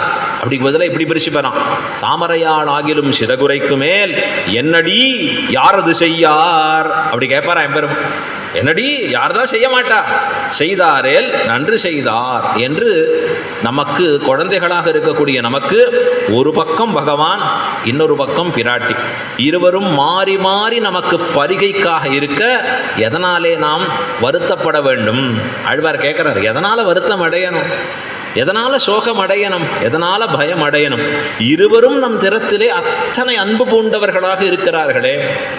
இதை கொண்டுதான் இந்த பாசுரம், இரண்டு பாசுரங்களும், அதாவது குத்து விளக்கரியான்னு 19வது பாசுரமும் 20வது பாசுரத்திற்குடைய 33ங்கிற பாசுரமும். முதல்ல இன்னைக்கு 19வது பாசுரத்தை ஒரு தடவை அனுசந்தானம் பண்ணுவோம். இருவரையும் எழுப்பக்கூடிய பாசுரம். குத்து விளக்கரிய கோட்டுக்கால் கட்டில் மேல் மெத்தென்ன பஞ்சசயனத்தின் மேலேறி கொத்தலர் பூங்குழல் நப்பின்னை கொங்கை மேல் வைத்து கிடந்த மலர் மார்பா வாய் திறவாய் மைத்தடங்கண்ணினாய் நீயுன் மணாளனை எத்தனை போதும் துயிலழ ஒட்டாய்கான் எத்தனையேலும் பிரிவாற்றகில்லாயால் தத்துவமன்னு தகவேலோர் எம்பாவாய். குத்து விளக்கெரிஞ்சின்னு இருக்கு அழகா. கோட்டுக்கால் கட்டின் மேல் யானை தந்தங்களாலே செய்யப்பட்டிருக்கக்கூடிய அழகான கட்டில், கோட்டுக்கால் கட்டில் மேல், அதற்கு மேலே என்ன இருக்குது, மெத்தென்ன பஞ்சசயனம், மிருதுவாக இருக்கக்கூடிய பஞ்சசயனம்ங்கிற படுக்கை. அந்த பஞ்சசயனத்தின் மேல் ஏறி, அதன் மேலே ஏறி கொத்தலர் பூங்குழல் நப்பின்னை, கொத்து கொத்தாக அலறக்கூடிய புஷ்பங்களை உடைய நப்பின்னை, நப்பின்னை கொங்கை மேல் வைத்து கிடந்த மலர் மார்பா, அவளுடைய திருமார்பிலே எம்பெருமான் தான் படுத்து உறங்குகிறான். இதுதான் பட்டர் சொல்றார், நீலா துங்க ஸ்தனகிரி தடி சுப்தம் என்று காண்பிக்கிறார். அப்போ நப்பின்னை கொங்கை மேல் வைத்து கிடந்த மலர் மார்பா, மலர்ந்த திருமார்பை உடையவனான பகவான். வாய் திறவாய், கொஞ்சம் வாய் திறந்து பேசுப்பா எங்களுக்காக அப்படின்னு இது எம்பெருமானை எழுப்பக்கூடியது. அவன் வாய் திறவாத பொழுது அடுத்தது சொல்கிறான், மைத்தடங்கண்ணினாய். மைத்தடம் கண்ணினாய் அப்படின்னா மையிட்டு நீண்டிருக்கக்கூடிய திருக்கண்களை உடையவளே, நீ உன் மணாளனை, நீ உன்னுடைய கணவனை எத்தனை போதும், எத்தனை பொழுதும் கூட துயிலழ ஒட்டாய்கான், அவனை துயில் எழுப்பவே மாட்டேங்கிறியே. அடுத்தது எத்தனையேலும் பிரிவாற்றகில்லாயால், எத்தனை சமயத்திலேயும் கூட அவனை பிரிவாற்றகில்லாய், அவனுடைய பிரிவை பொறுக்க முடியாதவளாக நீ இருக்கிறாய். அம்மா இது எப்படிப்பட்டதாக இருக்குது, தத்துவம் அன்று தகவு அப்படின்னா இது தத்துவம் அன்று தகவும் அன்றுன்னு அர்த்தம். நீ செய்யறது தத்துவம் அன்று தகவும் அன்று. தத்துவம் அப்படின்னு சொன்னால் மெய்யின்னு அர்த்தம், தகவுன்னு சொன்னால் தர்மம்னு அர்த்தம். நீ செய்வது சத்தியமே தர்மமாகாது. தகவேலோர் எம்பாவாயின்னு இந்த பாசுரத்தில் அற்புதமாக எம்பெருமானையும் அதன் பிறகு பிராட்டியையும் எழுப்பும்படியான பாசுரம். இப்போ பெருமாளுக்கும் பிராட்டிக்குள்ளேயும் ஒரு போட்டி. என்ன போட்டினா, என் அடியாரை ரட்சிப்பதில் முதல்ல நான் தான். சில சிஷ்யர்கள் ஆச்சாரியன்ட்ட ரொம்ப பிரேமம் வந்துடுதுன்னு வச்சுக்கோங்க. எப்படி பண்ணுவான்னா, இது நான் தான் கொண்டு வருவேன், இது நான் தான் கொண்டு வருவேன். ரெண்டு பேரும் ஒரு போட்டி போடுவான். ஏதோ ஒரு பிரசாதம் கொண்டு வரணும், ஆச்சாரியன் காத்துட்டு நான் தான். 1/2 மணி நேரம் ஆச்சு, அவருக்கு ஒரே பசி. அப்பா யாரோ ஒருத்தர் கொண்டு வாங்கப்பா, ஆச்சாரியன் சொல்லி நிற்கணும். சிஷ்யர்கள் 2 பேர் போட்டி போடுவாள். ரொம்ப அழகாக வர்ணிக்கிறான். காண்பிக்கிறச்சே திருமாலையில் சொல்றார், குரங்குகள் மலையை நோக்க குளித்து தாம் புரண்டிட்டோடி தரங்க நீர் அடைக்கலுற்ற சலமிலா அணிலும் போலேன். கைங்கரியம் பண்ணுறச்சே நாம் எப்பொழுதும் இப்படி நினச்சிக்கணும். அடிக்கடி சொல்லணும், நான் அணில் மாதிரி கைங்கரியம் சுவாமி, அணில் மாதிரி கைங்கரியம். ஏதோ வார்த்தையாவது சொல்கிறோமே, மனசில் எப்படி நினைக்கிறோன்னு தெரியல. சொல்ல சொல்ல என்னைக்காவது ஒரு நாள் அந்த பாவம் வந்துவிடும். நம்ம அணில் மாதிரி கைங்கரியம் அப்படின்னா, அணில் ராம கைங்கரியம் பண்ணுகிற குரங்குகளை பார்க்கறது. இந்த குரங்குகள் எப்படி பண்ணுறது? குரங்குகள் மலையை நோக்க, குரங்குகள் மலையை நோக்க. குரங்குகள் அப்படிங்கிறது நிறைய குரங்குகள்னு காண்பிக்கிறார் அழகா. அங்கே ப்ளூரல், மலைங்கிறது சிங்குலர். அந்த இடத்துல எவ்வளோ ஆச்சரியம் பாருங்க. ஒருமை மலைக்கு, பன்மை எது சொல்லப்படுறது? குரங்குகளுக்கு. அப்பன்னா மலையினுடைய எண்ணிக்கை குறைந்து இருக்கிறது, குரங்குகளின் எண்ணிக்கை மிகுதியாக இருக்கு. நிறைய கல்லுகள்லாம் அங்கே கடக்கிறது பூர்த்தியா அப்படின்னு நினச்சா இல்லை, குரங்குகள் எண்ணிக்கையை பார்த்தா ஒன்றுமே இல்லை. அப்போ என்ன எடுத்துன்னா, 10 குரங்கு சேர்ந்து ஒரு கல்லை தூக்கின்னு வருது ராம கைங்கரியத்துக்கா. குரங்குகள் மலையை நோக்க. இது எப்படி தெரியுமா இருக்கு? ஒரு குரங்கே 10 மலையை தூக்குற சாமர்த்தியம், சக்தி இருக்கு. ஆனால் 10 குரங்கு சேர்ந்து ஒன்றை தூக்கின்னு வருது. ஏன்னா ராம கைங்கரியத்தில் நானும் ஈடுபடணும், என் கையும் கொஞ்சம் படணும், நானும் அதில் இருக்கணும். இது ஒன்று இப்படி கையை இப்படி கொஞ்சம் கொஞ்சம் வச்சுன்னு வரும் அழகாக. ஒரு குரங்கே தூக்கிட முடியும், ஆனால் 10 சேர்ந்து தூக்கின்னு வருது. ஆச்சாரியர்கள் சொல்கிறா, இது எப்படி தெரியுமா? அந்த காலத்தில் குரு சொல்லி கொடுப்பார் பாடங்கள் எல்லாம், சிஷ்யன் கற்றுமா. அதுக்கு பேர் சந்தைன்னு பேர். சந்தைன்னா ஆச்சாரியன் வகுப்பு எடுக்கணும். இப்போ நாம் சொல்கிறோம் இல்லையா, உங்களுக்கு ஒரு தடவை குத்து விளக்கெரிய, நீங்கள் திருப்பி சொல்கிறார் குத்து விளக்கெரிய. இந்த மாதிரி ஒரு தடவை சொல்லக்கூடாது, 3 தடவை சொல்லணும். 3 தடவை சொல்லி இங்கே அப்படி சொல்ல ஆரம்பித்தோன்னா திருப்பாவே முடியாது. அப்புறம் நாம் சந்தைன்னு ஆச்சாரியன்ட்ட போய் கலப்பி அனுப்புவோம். எங்களையெல்லாம் காலங்காத்தால் 5 மணிக்கு, இந்த காலங்காத்தால வேலையில் தான் தூக்கம் அற்புதமாக வருமே. 2 தடவை 3 தடவை எங்கள் தாத்தா எழுப்ப ஆரம்பிப்பா. மணி ஆச்சு, மணி 5, மணி 5. பரவாயில்லையே, 3ஆவது தடவை சவுண்டு வரலையேன்னா நிம்மதியாக இருக்கலான்னு பார்த்தா நேராக பூர்த்தியாக குளிர்ந்த ஜலம் நமக்கு அபிஷேகம் ஆகிடும். திருமஞ்சம் ஜலத்தை கொட்டிட்டு போயிடுவார். வேறு வழியே கிடையாது. சுருட்டின்னு எழுந்து எதையோ, ஏன்னா ஏற்கனவே குளிச்சாச்சு, படுக்கையிலே குளிச்சு முடிச்சாச்சு. இப்போ கடன் தேய்ச்சி பல் தேய்ச்சின்னு கிளம்பி ஓடினா அந்த கிளாஸில் போய் உட்காந்தா சந்தை சொல்லித்தாரான் ஆரம்பிப்பார் வாத்தியார். எப்படி சொல்லி தருவார் ஆச்சாரியர்கள்லாம்? திருப்பல்லாண்டு, திருப்பாவை, திருப்பலிஷ் எல்லாத்தையும் ஒரு தடவை சொல்லி 3 தடவை நாங்கள் திருப்பி சொல்லி, அது 15 நாள் சொல்லி கொடுத்து, அதன் பிறகு 15 நாள் அதை மனப்பாடம் பண்ணி, பெரிய ப்ராசஸ் இது. இதை பண்ணினா தான் 4000 நெற்றுவாகும். இப்படி பண்ணினா தான் வேதம் நெற்றுவாகும். அப்போ என்ன பண்ணுவான்னா, ஒழுங்காக நாங்கள் சொல்லணும். அங்கே போய் கிளாஸில் இப்படி தூங்கினோன்னு வச்சுக்கோங்க, ஒரு குடுப்பு அழகா, ஒரு பழம், அது பேர் நிமிண்டாம் பழம் அழகா, தொட அப்படியே பழுத்துடும், சகப்பாயிடும் பூர்த்தியாக. இன்னொன்று, ஒரு குச்சியை வச்சுருப்பாருங்க. இந்த குச்சி தான் கொண்டு வந்து முதல்ல அதுதான் அந்த பெரம்புன்னு சொல்லுவான். இந்த பெரம்பை பார்த்தாலே பயப்படுவான் அத்தனை பசங்களும். திடீர்னு 10 பசங்க கத்துன்றக்கா, வாத்தியார் போய்டே இந்த பெரம்பு எடுத்துனுவான்னா 10 பேரும் ஓடுவான் கிடுக்கிடுன்னு. 10 பேரும் சேர்ந்து குட்டி பெரம்பு, 10 பேரும் பொறுமையாக கூட்டின்னு வரும், எடுத்துன்னு வரும். ஏன்டா நான் நமக்கு அடி விடக்கூடாது இதில். இப்போ 10 பேரும் கொண்டு வந்து வாத்தியார்ட்ட கொடுப்பான். அடே ஒருத்தர் போனால் பொறுமை இல்லை சுவாமி, எல்லாரும் சேர்ந்து கொண்டு வரும். அப்படி எப்படி கொடுப்பாருன்னா, அடி இப்படிலாம் கிடையாது, இப்படி வச்சுக்கணும். இந்த அடிக்காகவே என்ன பண்ணுவோம்னா, மனப்பாடத்தை பண்ணி ஒப்பிச்சிடுவோம். எப்படி கேட்டால் தலைகீழ சொல்லி, 8வது சொல்லு, அதை சொல்லு, இந்த லைன்லேருந்து இங்கே ஆரம்பிச்சிடு, முன்னாடி சொல்லு, பின்னாடி, எதுவாக இருந்தாலும் சொல்லி முடிச்சிடுவோம். ஏன்னர் பெரம்புக்கு பயந்து. அது இருக்கிற இந்த காலத்தில் என்னாச்சுன்னா வாத்தியார் பயப்படணும் பெரம்புன்னா. ஏன்னா நாம கம்பி என்னென்னமோ ரூலை மாற்றிட்டோம். பாகையால் என்ன பண்ணுறாருன்னா, படித்தா படி, விட்டா விடு, எத்தையோ பண்ணு நீ போ. அந்த காலத்தில் அப்படி இருக்குமா? அந்த வாத்தியாருக்கு பிறகு இப்போ இந்த குரங்குகள் மலையை நூக்க, மலையை கொண்டு வந்து போடுறச்ச வேக வேகமாக பண்ணுறது. இந்த அணில் பார்க்கறது, என்ன கைங்கரியம் பண்ணுறீங்க நீங்கள்லாம், நீங்கள் பண்ணுறதை பார்த்தா இலங்கைக்கு போகிறதுக்கு இன்னும் 1 வருஷம் ஆகும் போல் இருக்கு. எங்கள் ஊரில் பாலம் போட்டா மாதிரி தான், ரோடு போட்டா மாதிரி தான் நீங்கள்லாம். அப்படி நடக்கிறது. பிறகு என்ன பண்ணணும்னா, ஃபாஸ்ட்டாக பண்ண வேண்டாமா, வேகமாக பண்ண வேண்டாமா அனில் சொல்லிது. எப்படின்னார், இன்னைக்கு காத்தால பெருமாள் பாலபோகம் இங்கே எடுத்துண்டா மத்தியானம் ராஜபோகம் அங்கே எடுத்துக்கணும். எங்கே? இலங்கையிலேயே. பாலபோகம்னா என்ன? டிஃபன். ராஜபோகம்னா லஞ்சு. இங்கே பிரேக்ஃபாஸ்ட் முடித்தா கடலை கடந்து இலங்கையில் லஞ்சுக்கு ரெடியாக போயிடணும். அதுக்குள்ளே பாலம் போடணும்னு அனில் சொல்கிறத பார்த்து குரங்குகள் பெருமிச்சு இருந்தது. உங்களோடது போராது, நாங்கள் பண்ணுறோம் பாருங்கள் அப்படின்னு அனில் வேகமாக ஓடித்து கடலில் ஒரு முறுக்கிட்டுது. இதைத்தான் ஆழ்வார் சொன்னார், குளித்து. அழகாக போய் குளித்து நிற்கிறது இந்த அனில்.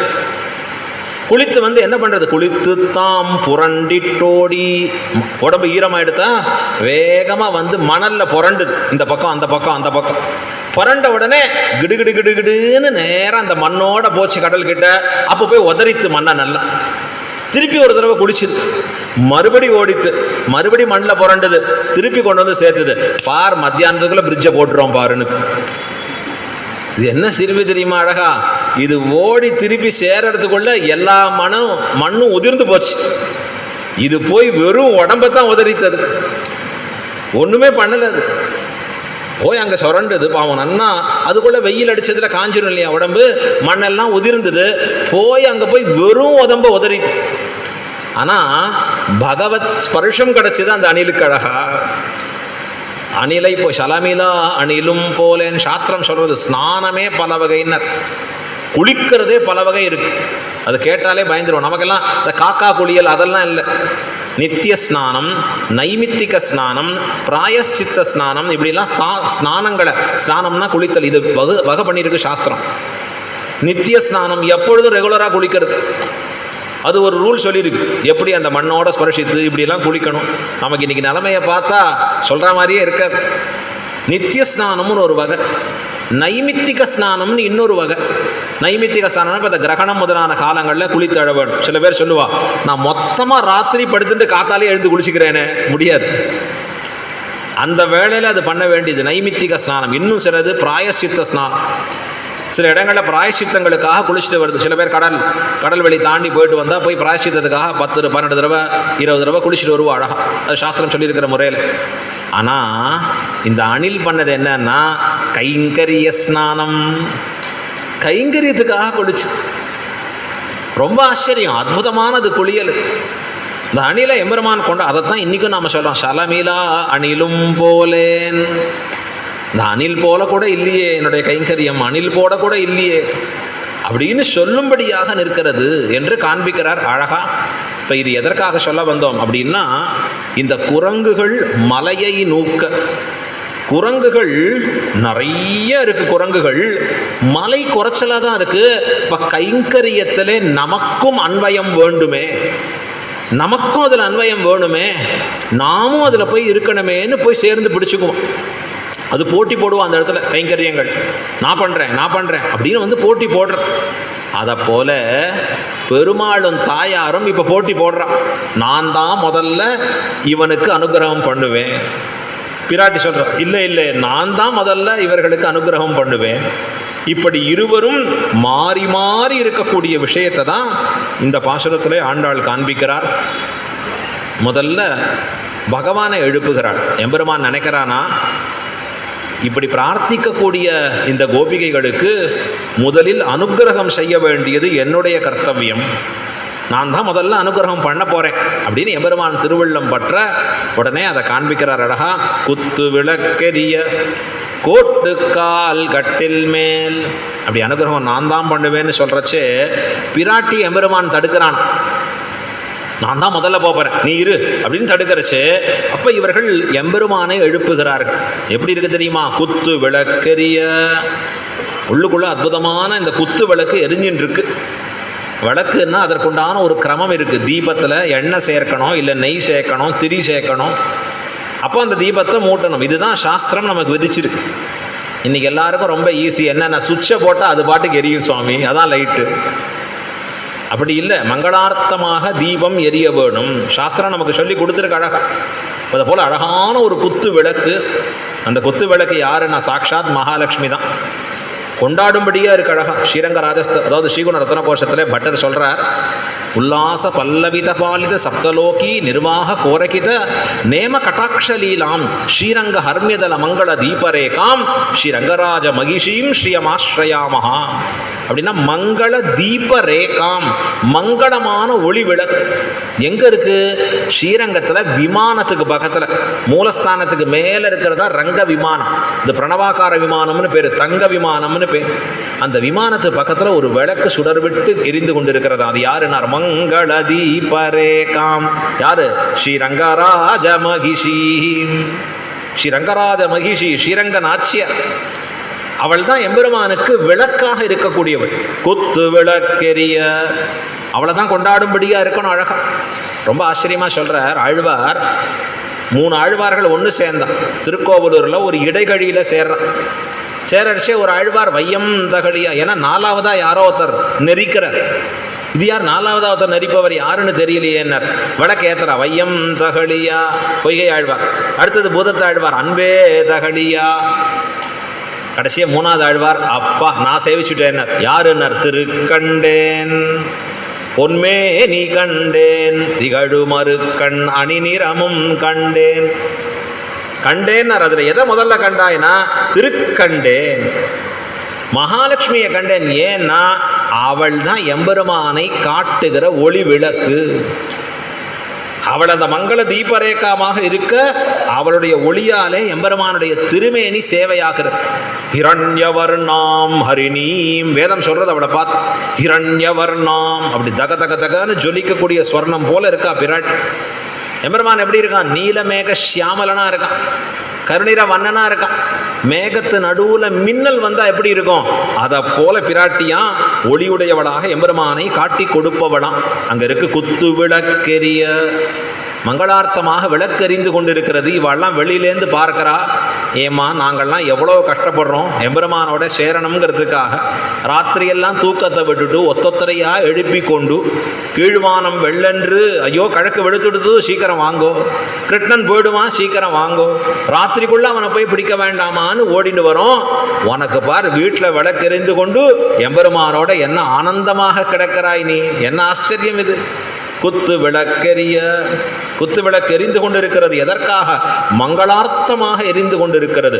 கிருஷ்ணனோடு அவன் முகம் பார்க்க வேணும் என்பதற்காக அந்த விளக்கின் ஒளியிலே எம்பெருமானை காணும்படியாக நீ வைத்து கொண்டிருக்கிறாய். ஆனால் நாங்கள்லாம் ஆர்த்திகள் எல்லாம் கஷ்டப்பட்டு இருக்கோம், நீ எம்பெருமானோட சேரலை. இப்போ என்ன அர்த்தம்? நாங்கள் எல்லாம் எப்பொழுது ஆனந்திக்கிறோமோ அப்போதானே நீ சுகமாக இருக்க முடியும் அப்படின்னு சொல்கிற மாதிரி. குத்து விளக்கெரிய கோட்டுக்கால் கட்டில் மேல். கோட்டுக்கால் கட்டில் அப்படின்னா யானையின் தந்தங்களாலே செய்யப்பட்டிருக்கக்கூடிய கட்டில். யானையை தந்தத்தை கொண்டு தான் செய்யணுமா? அது எப்படிப்பட்ட யானை? குவளையாபீடம்ங்கிற யானை, கம்சன் வீட்டில் இருக்கக்கூடிய பெரிய அரண்மனையில் இருக்கக்கூடிய யானை. அந்த யானையை கொன்று அதனுடைய தந்தங்களை பறித்து கொண்டு வந்து அதனாலே செய்யப்பட்ட கட்டிலம். கோட்டுக்கால் கட்டில் மேல். அது எப்படி இருக்குன்னார்? மாணிக்கங்களாலே செய்திருக்கிற கட்டிலாக இருந்தால் கூட ஆண்டாள் இடைச்சியாக பாவித்து சொல்லுகிறபடியாலே அந்த இடையர் ஜாதிக்குண்டான பேச்சு கட்டில். கோட்டுக்கால் கட்டில். இந்த நப்பிண்ணை பிராட்டிக்கு எப்படி இருக்கும்னா, அந்த கோட்டல் கால் கட்டிலில் படுக்கலைன்னா தூக்கம் வராது. ஏன்னார் அவள் வீர பத்னி, அவள் எம்பெருமானுடைய வீரத்துக்கு தோற்று இருப்பவள் அவள். அழகா சொல்றார் ஆழ்வார், வில்லிருத்து மெல்லியல் தோள் தோய்ந்தான். எம்பெருமான் அந்த வில் இருத்தானே, அந்த வீரத்தை கண்டு அதுல என்ன கிடைச்ச பரிசுன்னா பிராட்டியோட அவனுக்கு அணைக்கக்கூடிய பாக்கியம் கிடைத்தது. இவள் எப்படின்னா தன்னுடைய கணவன் வீரனாகிறபடியாலே அதை கொண்டாடி இருப்பலாம் பிராட்டி. ஆகையாலே வீரபத்னி ஆகிறபடியாலே அந்த கட்டில்ல படுத்தாதான் அவளுக்கு தூக்கமே வரும். ஆகையால தான் கோட்டுக்கால் கட்டில் மேல். அதற்கு மேலே மெத்தென்ன. மெத்தென்னா மிருதுவாக இருக்கு. இந்த கட்டில் எப்படி இருக்குது படுக்கிற சேனா? ரொம்ப மிருதுவாக இருக்கக்கூடியது. இந்த மிருதுவாக இருக்கிறது எப்படி இருக்குதுன்னு வர்ணிக்கிறார். பகவான் ஆதிசேஷன் மீது படுத்துன்னு இருக்கிறானே, அது எப்படி இருக்குன்னார், பால் உருத்தாமைக்காக ஆதிசேஷனில் படுக்கிறான். பாலே எம்பெருமான் மேலே பட்டு உருத்திடுமா. ஸ்ரீரங்கத்தில் ரங்கநாதர் புறப்பாடு கண்டருளுகிறார்னா, கொஞ்சம் இடி மின்னல்னா பெருமாள் வெளியில் வரமாட்டார். புறப்பாடு அன்றைக்கி அவ்வளோதான், ப்ரோக்ராம் கேன்சல். ஏன்னா ஒரு துளி மழை துளி சாரல் கூட நம்பெருமாள் மீது படக்கூடாது. புறப்பாடாகி வெளியில் வரைச்சு ஒரு பெரிய தரையை கையில் வச்சுன்னு வருவான். எதற்குன்னார், கொஞ்சம் சின்ன ஓட்டை ஒன்று இருக்கும், அந்த ஓட்டை வழியாக ஒரு சூரிய கிரணம் ஒரு துளி வந்து படும்படியாக இருக்கும். அது பெருமாள் மீது படக்கூடாதுன்னு ஒரு பெரிய தரையை தாங்கிட்டு வருவான். ஸ்ரீரங்கத்தில் நம்பெருமாள் அப்படி தான் பாதுகாத்து அழைச்சின்னு வருவா. அழகாக சுகுமாரமான திருமேனி அவருக்கு. பெரிய மழை வருது, கொஞ்சம் மழை தூத்தல் போட்டாலே நம்பெருமாள் புறப்பாடு கிடையாது, வெளியில் வரமாட்டாராங்க. ஸ்ரீரங்கத்தில் அந்த ஒரு நீதி அழகா. இப்போ அவர் எப்படி படுக்கிறாருன்னா, மெத்தென்னா மிருதுவாக இருக்கக்கூடிய. நாங்கள்லாம் இங்கே கஷ்டப்பட்டுருக்கோம், ரொம்ப வருத்தப்பட்டுருக்கோம். நீ எப்படி இருக்கன்னா ரொம்ப சுகமாக இந்த படுக்கை என்ன அழகாக இருக்குன்னு கொண்டாடி படுத்துட்டுருக்கியே. மெத்தென்ன பஞ்சசயனத்தின், பஞ்சசயனம்னு சொல். அப்படின்னா படுக்கையினுடைய தன்மைகளை வர்ணிக்கிறார். இது எப்படிப்பட்டதாக இருக்குது? 5 விதமான தன்மைகளோடு கூடியது. பஞ்சன்னா 5ன்னு அர்த்தம். நாம் படுக்கக்கூடிய படுக்கை கூட எப்படி இருக்கிறோம்னு சாஸ்திரம் சொல்லித்தரு. அந்த படுக்கை எப்படி இருந்தால் உனக்கு பயனுள்ளதாக இருக்கும். இன்றைக்கி எது கடையில் கிடைக்கிறதோ அதை வாங்கி போட்டுக்கிறோம். உண்மையிலேயே அது உடம்பை சூடுபடுத்துறதா, சூட்டை குறைக்கிறதா, நமக்கு தூக்கத்தை வர வைக்கும்படியாக இருக்கா, எதையும் யோசிக்க. விளம்பரம் அழகாக இருந்தால் வாங்கி போடுப்பா, ஈஸியாக இருந்தால் வாங்கிப்போ. சாஸ்திரம் சொல்கிறது பஞ்சசயனம். பஞ்சசயனம்னா 3 அர்த்தங்களை காண்பிக்கிறார்கள் ஆழ்வார். இந்த இடத்துல பெரியவாச்சான் பிள்ளை தெரிவிக்கிறார். பஞ்சசயனம் அப்படின்னா 5 விதமான தன்மைகளோடு கூடிய படுக்கை. படுக்கைனா 5 தன்மை இருக்கணும். இதெல்லாம் செக் பண்ணிக்கணும். நம்ம படுக்கைக்கு இந்த 5 தன்மை இருக்கா? என்ன? மென்மை, வெண்மை, குளிர்ச்சி, நாற்றம், அழகு. இந்த 5 லட்சணங்கள் இருக்கணும். இதுக்கு தான் பஞ்சசயனம், இதுக்கு தான் படுக்கைன்னு பேர். அது எப்படி இருக்கணும்? படுக்கை மென்மையாக இருக்கணும், மெத்துன்னு இருக்கும்படியாக இருக்கணும். அடுத்தது வெண்மையாக இருக்கணும். படுக்கை நாரே வெள்ளை வெள்ளைன்னு இருக்கக்கூடியதாக தான் இருக்கணும். அடுத்தது குளிர்ச்சி, குளிர்ச்சியை கொடுப்பதாக இருக்க வேணும் அந்த படுக்கை.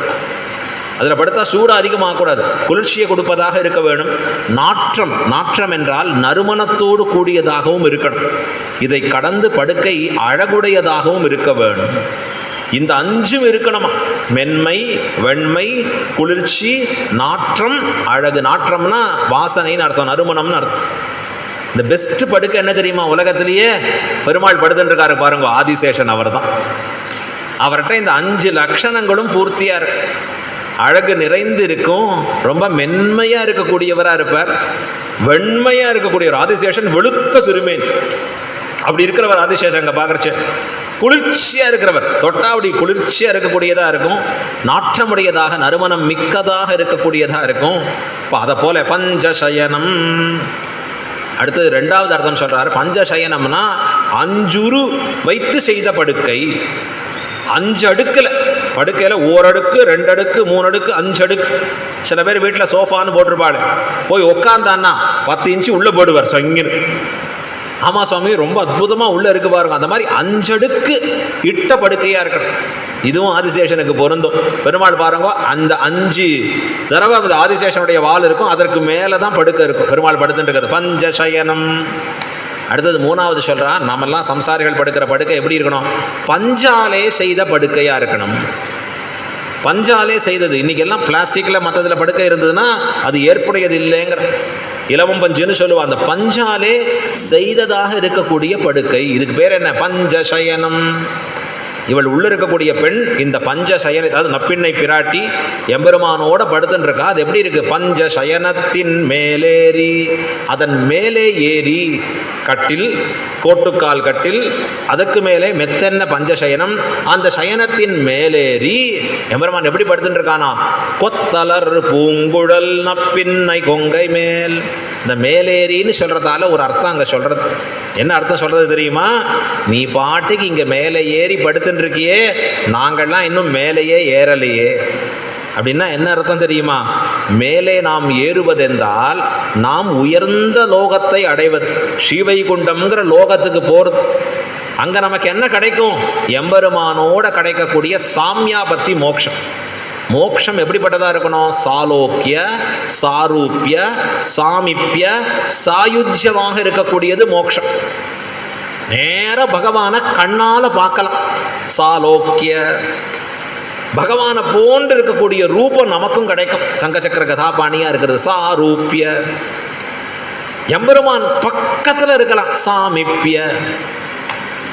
சாயுஜ்ய, அவரை போன்ற குணங்களோடு கூடியவர்களாக இருக்கலாம். பரமபதத்தில் போனால் பெருமாளையும் மற்றவர்களையும் எப்படி வித்தியாசம் கண்டுபிடிக்கிறதுன்னா, பெருமாள் இடத்துல பிராட்டி இருப்பா, இவன்கிட்ட இருக்காது, அவ்வளோதான் வித்தியாசம் கண்டுபிடிக்க முடியும்.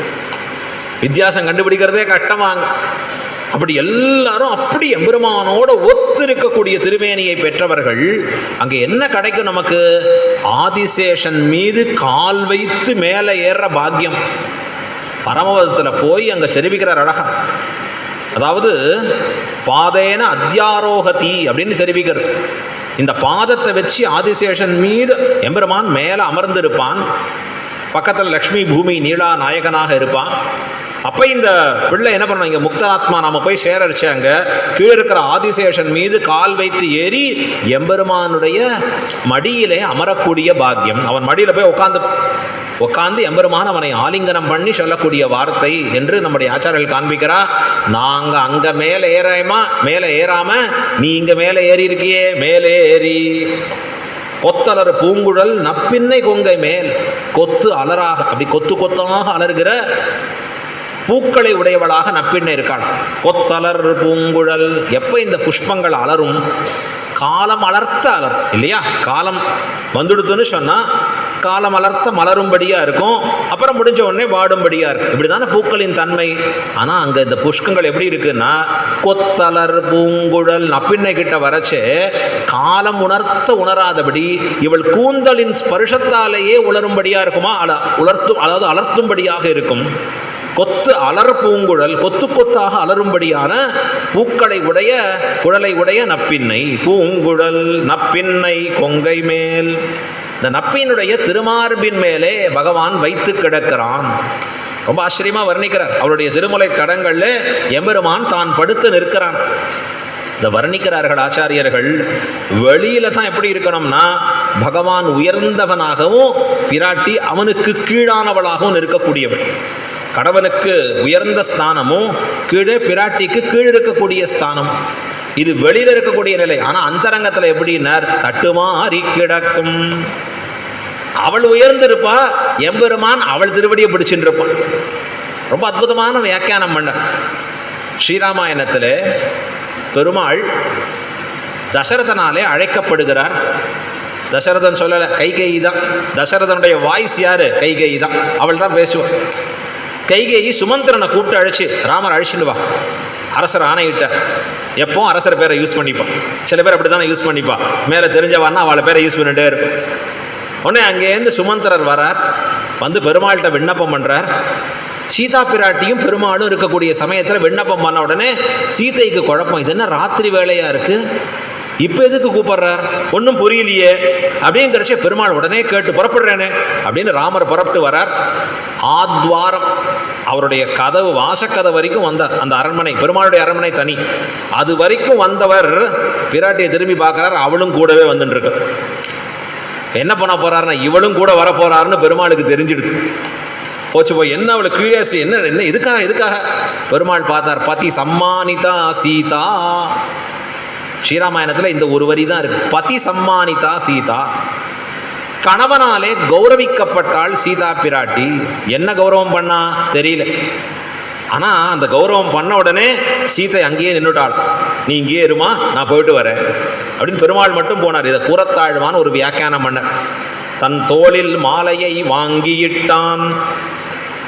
கூறத்தாழ்வான் சொன்னார், தன் தோளில் இருக்கக்கூடிய மாலை பெருமாள் சாத்தின்னு இருக்காரு, அதை எடுத்து பிராட்டிக்கு சாத்தினா நீ இங்கே இருமா அப்படின்னு சொல்லிட்டு போயிட்டான். அவளை கௌரவப்படுத்தின பிறகு இங்கேயே இருன்னு சொல்லிட்டு கிளம்பிட்டான். பராசர பட்டர் சொன்னால், இது ரசிக்கும்படியா இல்லை. எப்படி இருந்தான்னார், காலை பிடித்து நில் என்றான். அவள் பாதத்தில் விழுந்துட்டானா பெருமாள். பிராட்டிட்ட போருமா, நீ இங்கே இருமா, காலை பிடித்து நில் என்றான் அப்படின்னு வியாக்கியானம் பண்றார் அழகா. இதுல யாம்பெரு சன்மானம், இந்த இடங்கள்ல வரக்கூடிய அற்புதமான வியாக்கியானங்கள். அப்படின்னா அந்தரங்கத்திலே தட்டுமாறி கிடக்கும். அப்ப நப்பின்னை கொங்கை மேல் வைத்து கிடந்த மலர் மார்பா, பகவான் எங்கெல்லாம் இருக்கான் அப்படின்னா பெருமாள் வக்ஷஸ்தலத்தில் பிராட்டி இருக்கான்னு பார்க்கிறோம். அலர்மேல் மங்கை உரை மார்பா அப்படின்னு சொல்றோம். என் திருமகள் சேர் மார்பனே என்னும் என்னுடைய ஆவியே என்னும் எம்பெருமான் பிராட்டியை தன் வக்ஷஸ்தலத்தில் வச்சுட்டு இருக்கான். ஆனா இவளிடத்துல அவன் எங்க இருக்கான் தெரியுமா?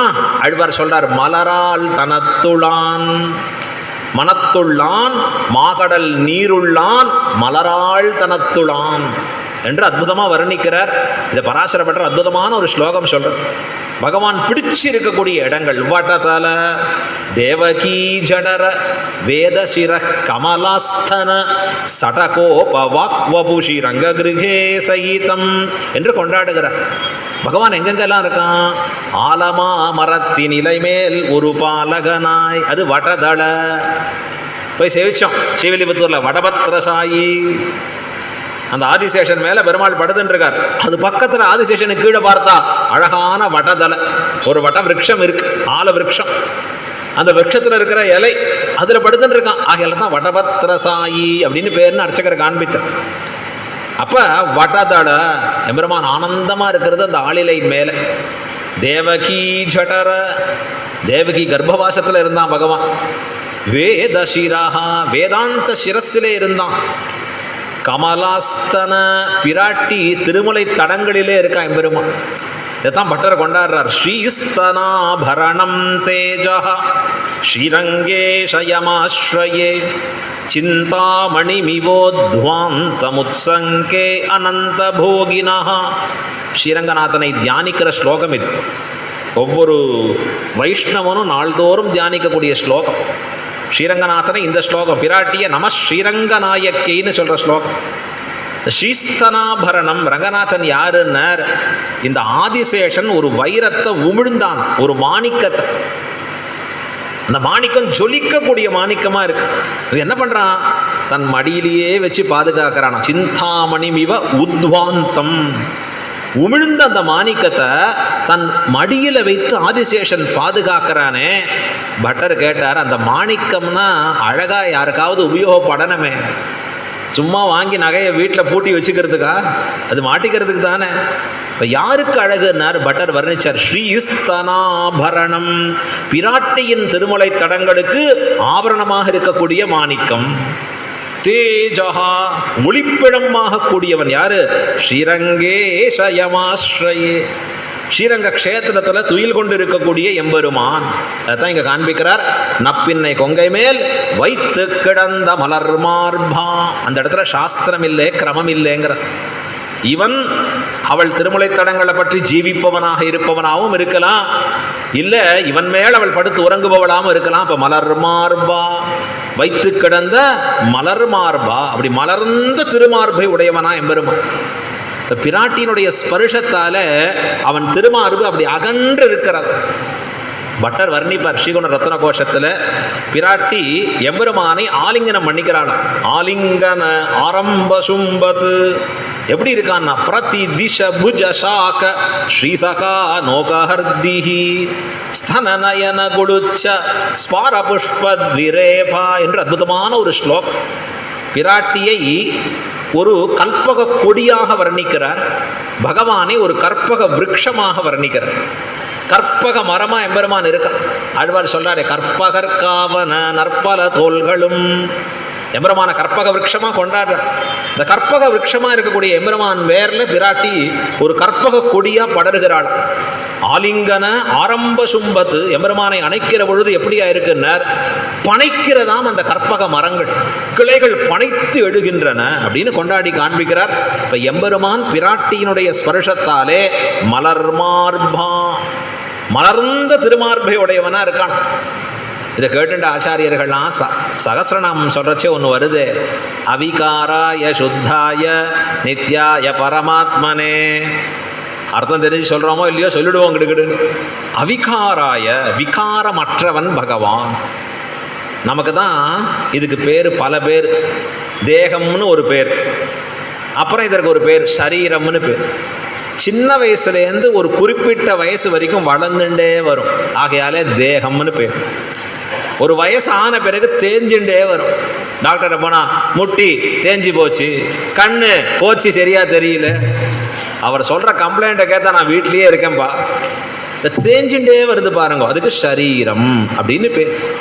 இப்போ இது தேகம் வளர்ந்துட்டு வரணும், சரீரம் என்ன பண்ணும், கீழே அப்படியே தேஞ்சுட்டே வரும்படியாக இருக்கும். அது அவ்வளோதான், அதனுடைய உபயோகம் முடிஞ்சது. இனிமேல் அது ஒரு எக்ஸ்பைரி டேட் நோக்கி காத்துட்டுருக்கு அப்படின்னு அர்த்தம் நம்ம பார்க்குறதுங்கிறச்சு.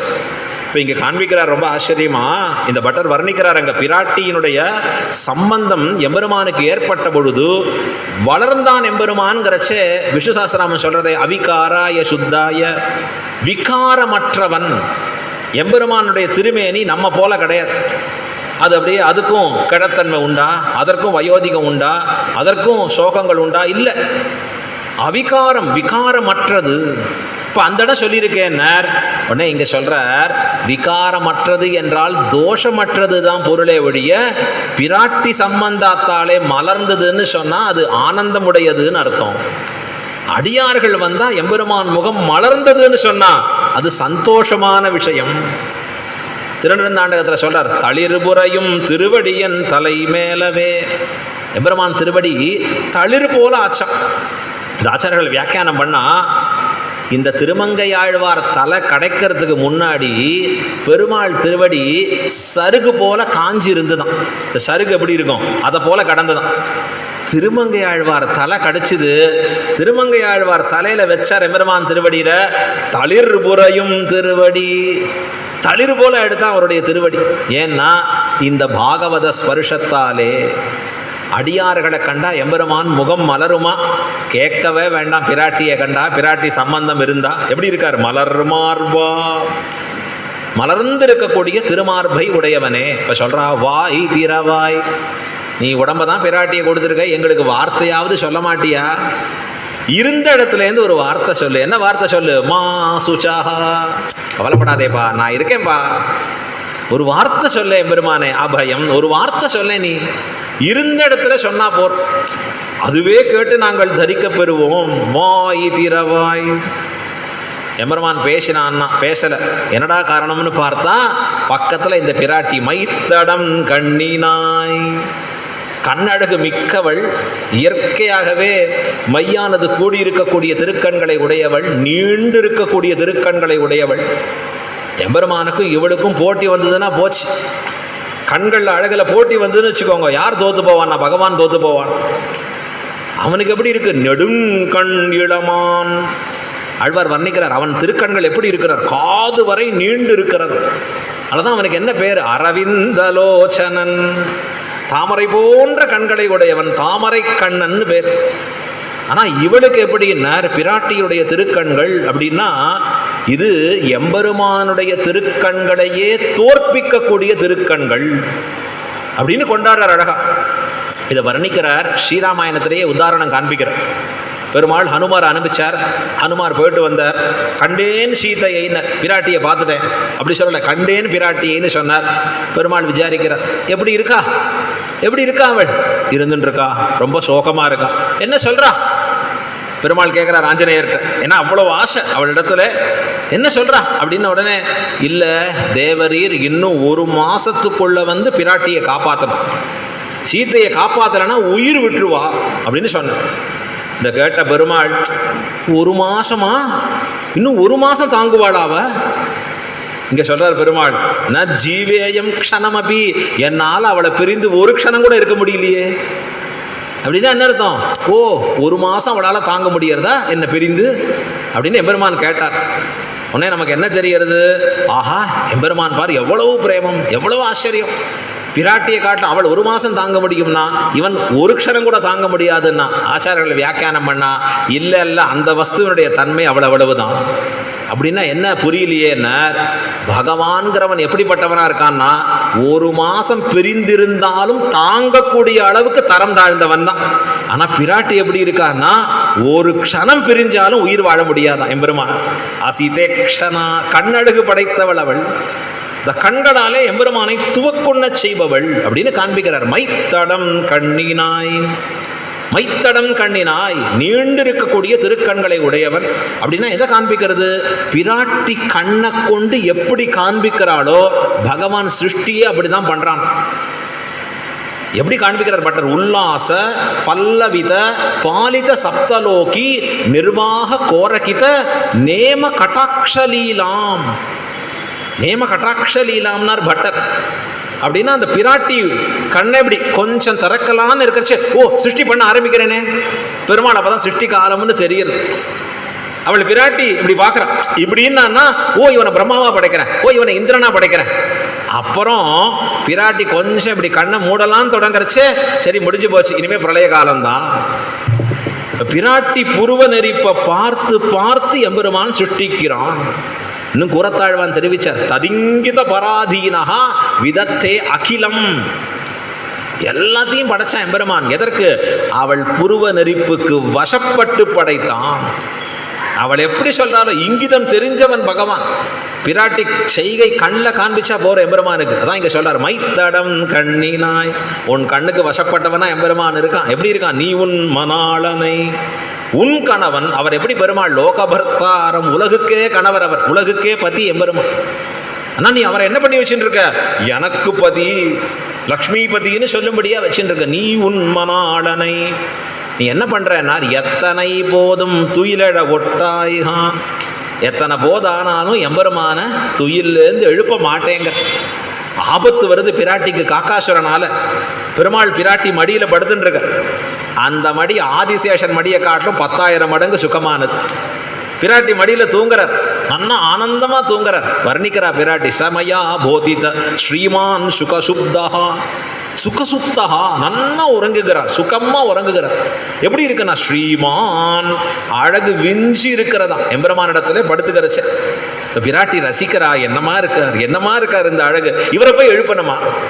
எப்ப இவளுக்கு ஆபத்து ஏற்படுகிற காலத்திலேயும் எம்பெருமான் அழகை ரசிக்கிறா, எழுப்பக்கூடாதுன்னு யோசிக்கிற. இப்போ எத்தனை போதும் துயிலழ ஒட்டாய்கான், எம்பெருமான துயில எழுப்பும்படியா பண்ண மாட்டிய நீ. அதுக்கு மேலே எத்தனை ஏலும் பிரிவாற்றகில்லாயால், அது உன் குறையில்லமா, உன் ஸ்வபாவம். எம்பெருமானை விட்டு க்ஷணகாலம் பிரிய மாட்டேன், தரிக்க மாட்டேன். ஒரு க்ஷணம் பிரிந்தாலும் உன் உயிர் போயிடும். அதுக்குதான் பிராட்டிக்கு என்ன பேர்? அனபா இனி. எத்தனை ஏலும் பிரிவாற்றகில்லாயால், பிரிவு ஆற்றுவதற்கு பிராட்டியால முடியாது. அதில் தான் அகலகில்லேன் இறையும், அகலகில்லேன் இறையும்னு வார்த்தை சொல்கிறான். எத்தனை ஏலும் பிரிவாற்றகில்லாயால் நீ செய்வது என்னன்னர், தத்துவம் அன்று தகவு. தத்துவம் அப்படின்னா சத்தியம், தகவுன்னா தர்மம். சத்தியமாக நீ செய்வது தர்மம் இல்லை. நாங்கள் அறிவுக்கடர்களாக சொல்ல, நீ செய்யக்கூடியது இந்த காரியம் தர்மம் ஆகாதுன்னு வார்த்தை சொல். அடுத்தது சொல்கிறா, தத்துவம் ஸ்வரூபம்னு அர்த்தம், தகவு ஸ்வபாவம்னு அர்த்தம். உன்னுடைய ஸ்வரூபத்திற்கும் சேராது, உன்னுடைய ஸ்வபாவத்திற்கும் சேராது. உன்னுடைய ஸ்வரூபம் என்ன? எங்களை எம்பெருமானோடு சேர்க்கக்கூடிய புருஷகாரம். பிராட்டி எம்பெருமானோடு நம்ம சேர்த்து வைக்கணும், அதுக்கு தான் அவருடைய ஸ்வரூபம்னு பேர்.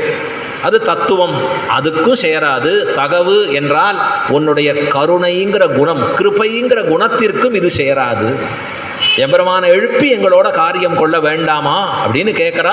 தகவுன்னு சொல்லி, நீ உன் மணாலனை எத்தனை போதும் பிரிவாற்றகில்லா, இப்படி இருந்தாயினா எங்களுக்கு எப்படி எம்பெருமானோட சேர்த்து கொடுக்கும்படியாக இருக்கும் அப்படின்னு இந்த பாசுரத்தில் ஆண்டாள் எம்பெருமானையும் நப்பின்னை பிராட்டியும் மாறி மாறி எழுப்புகிறாள்.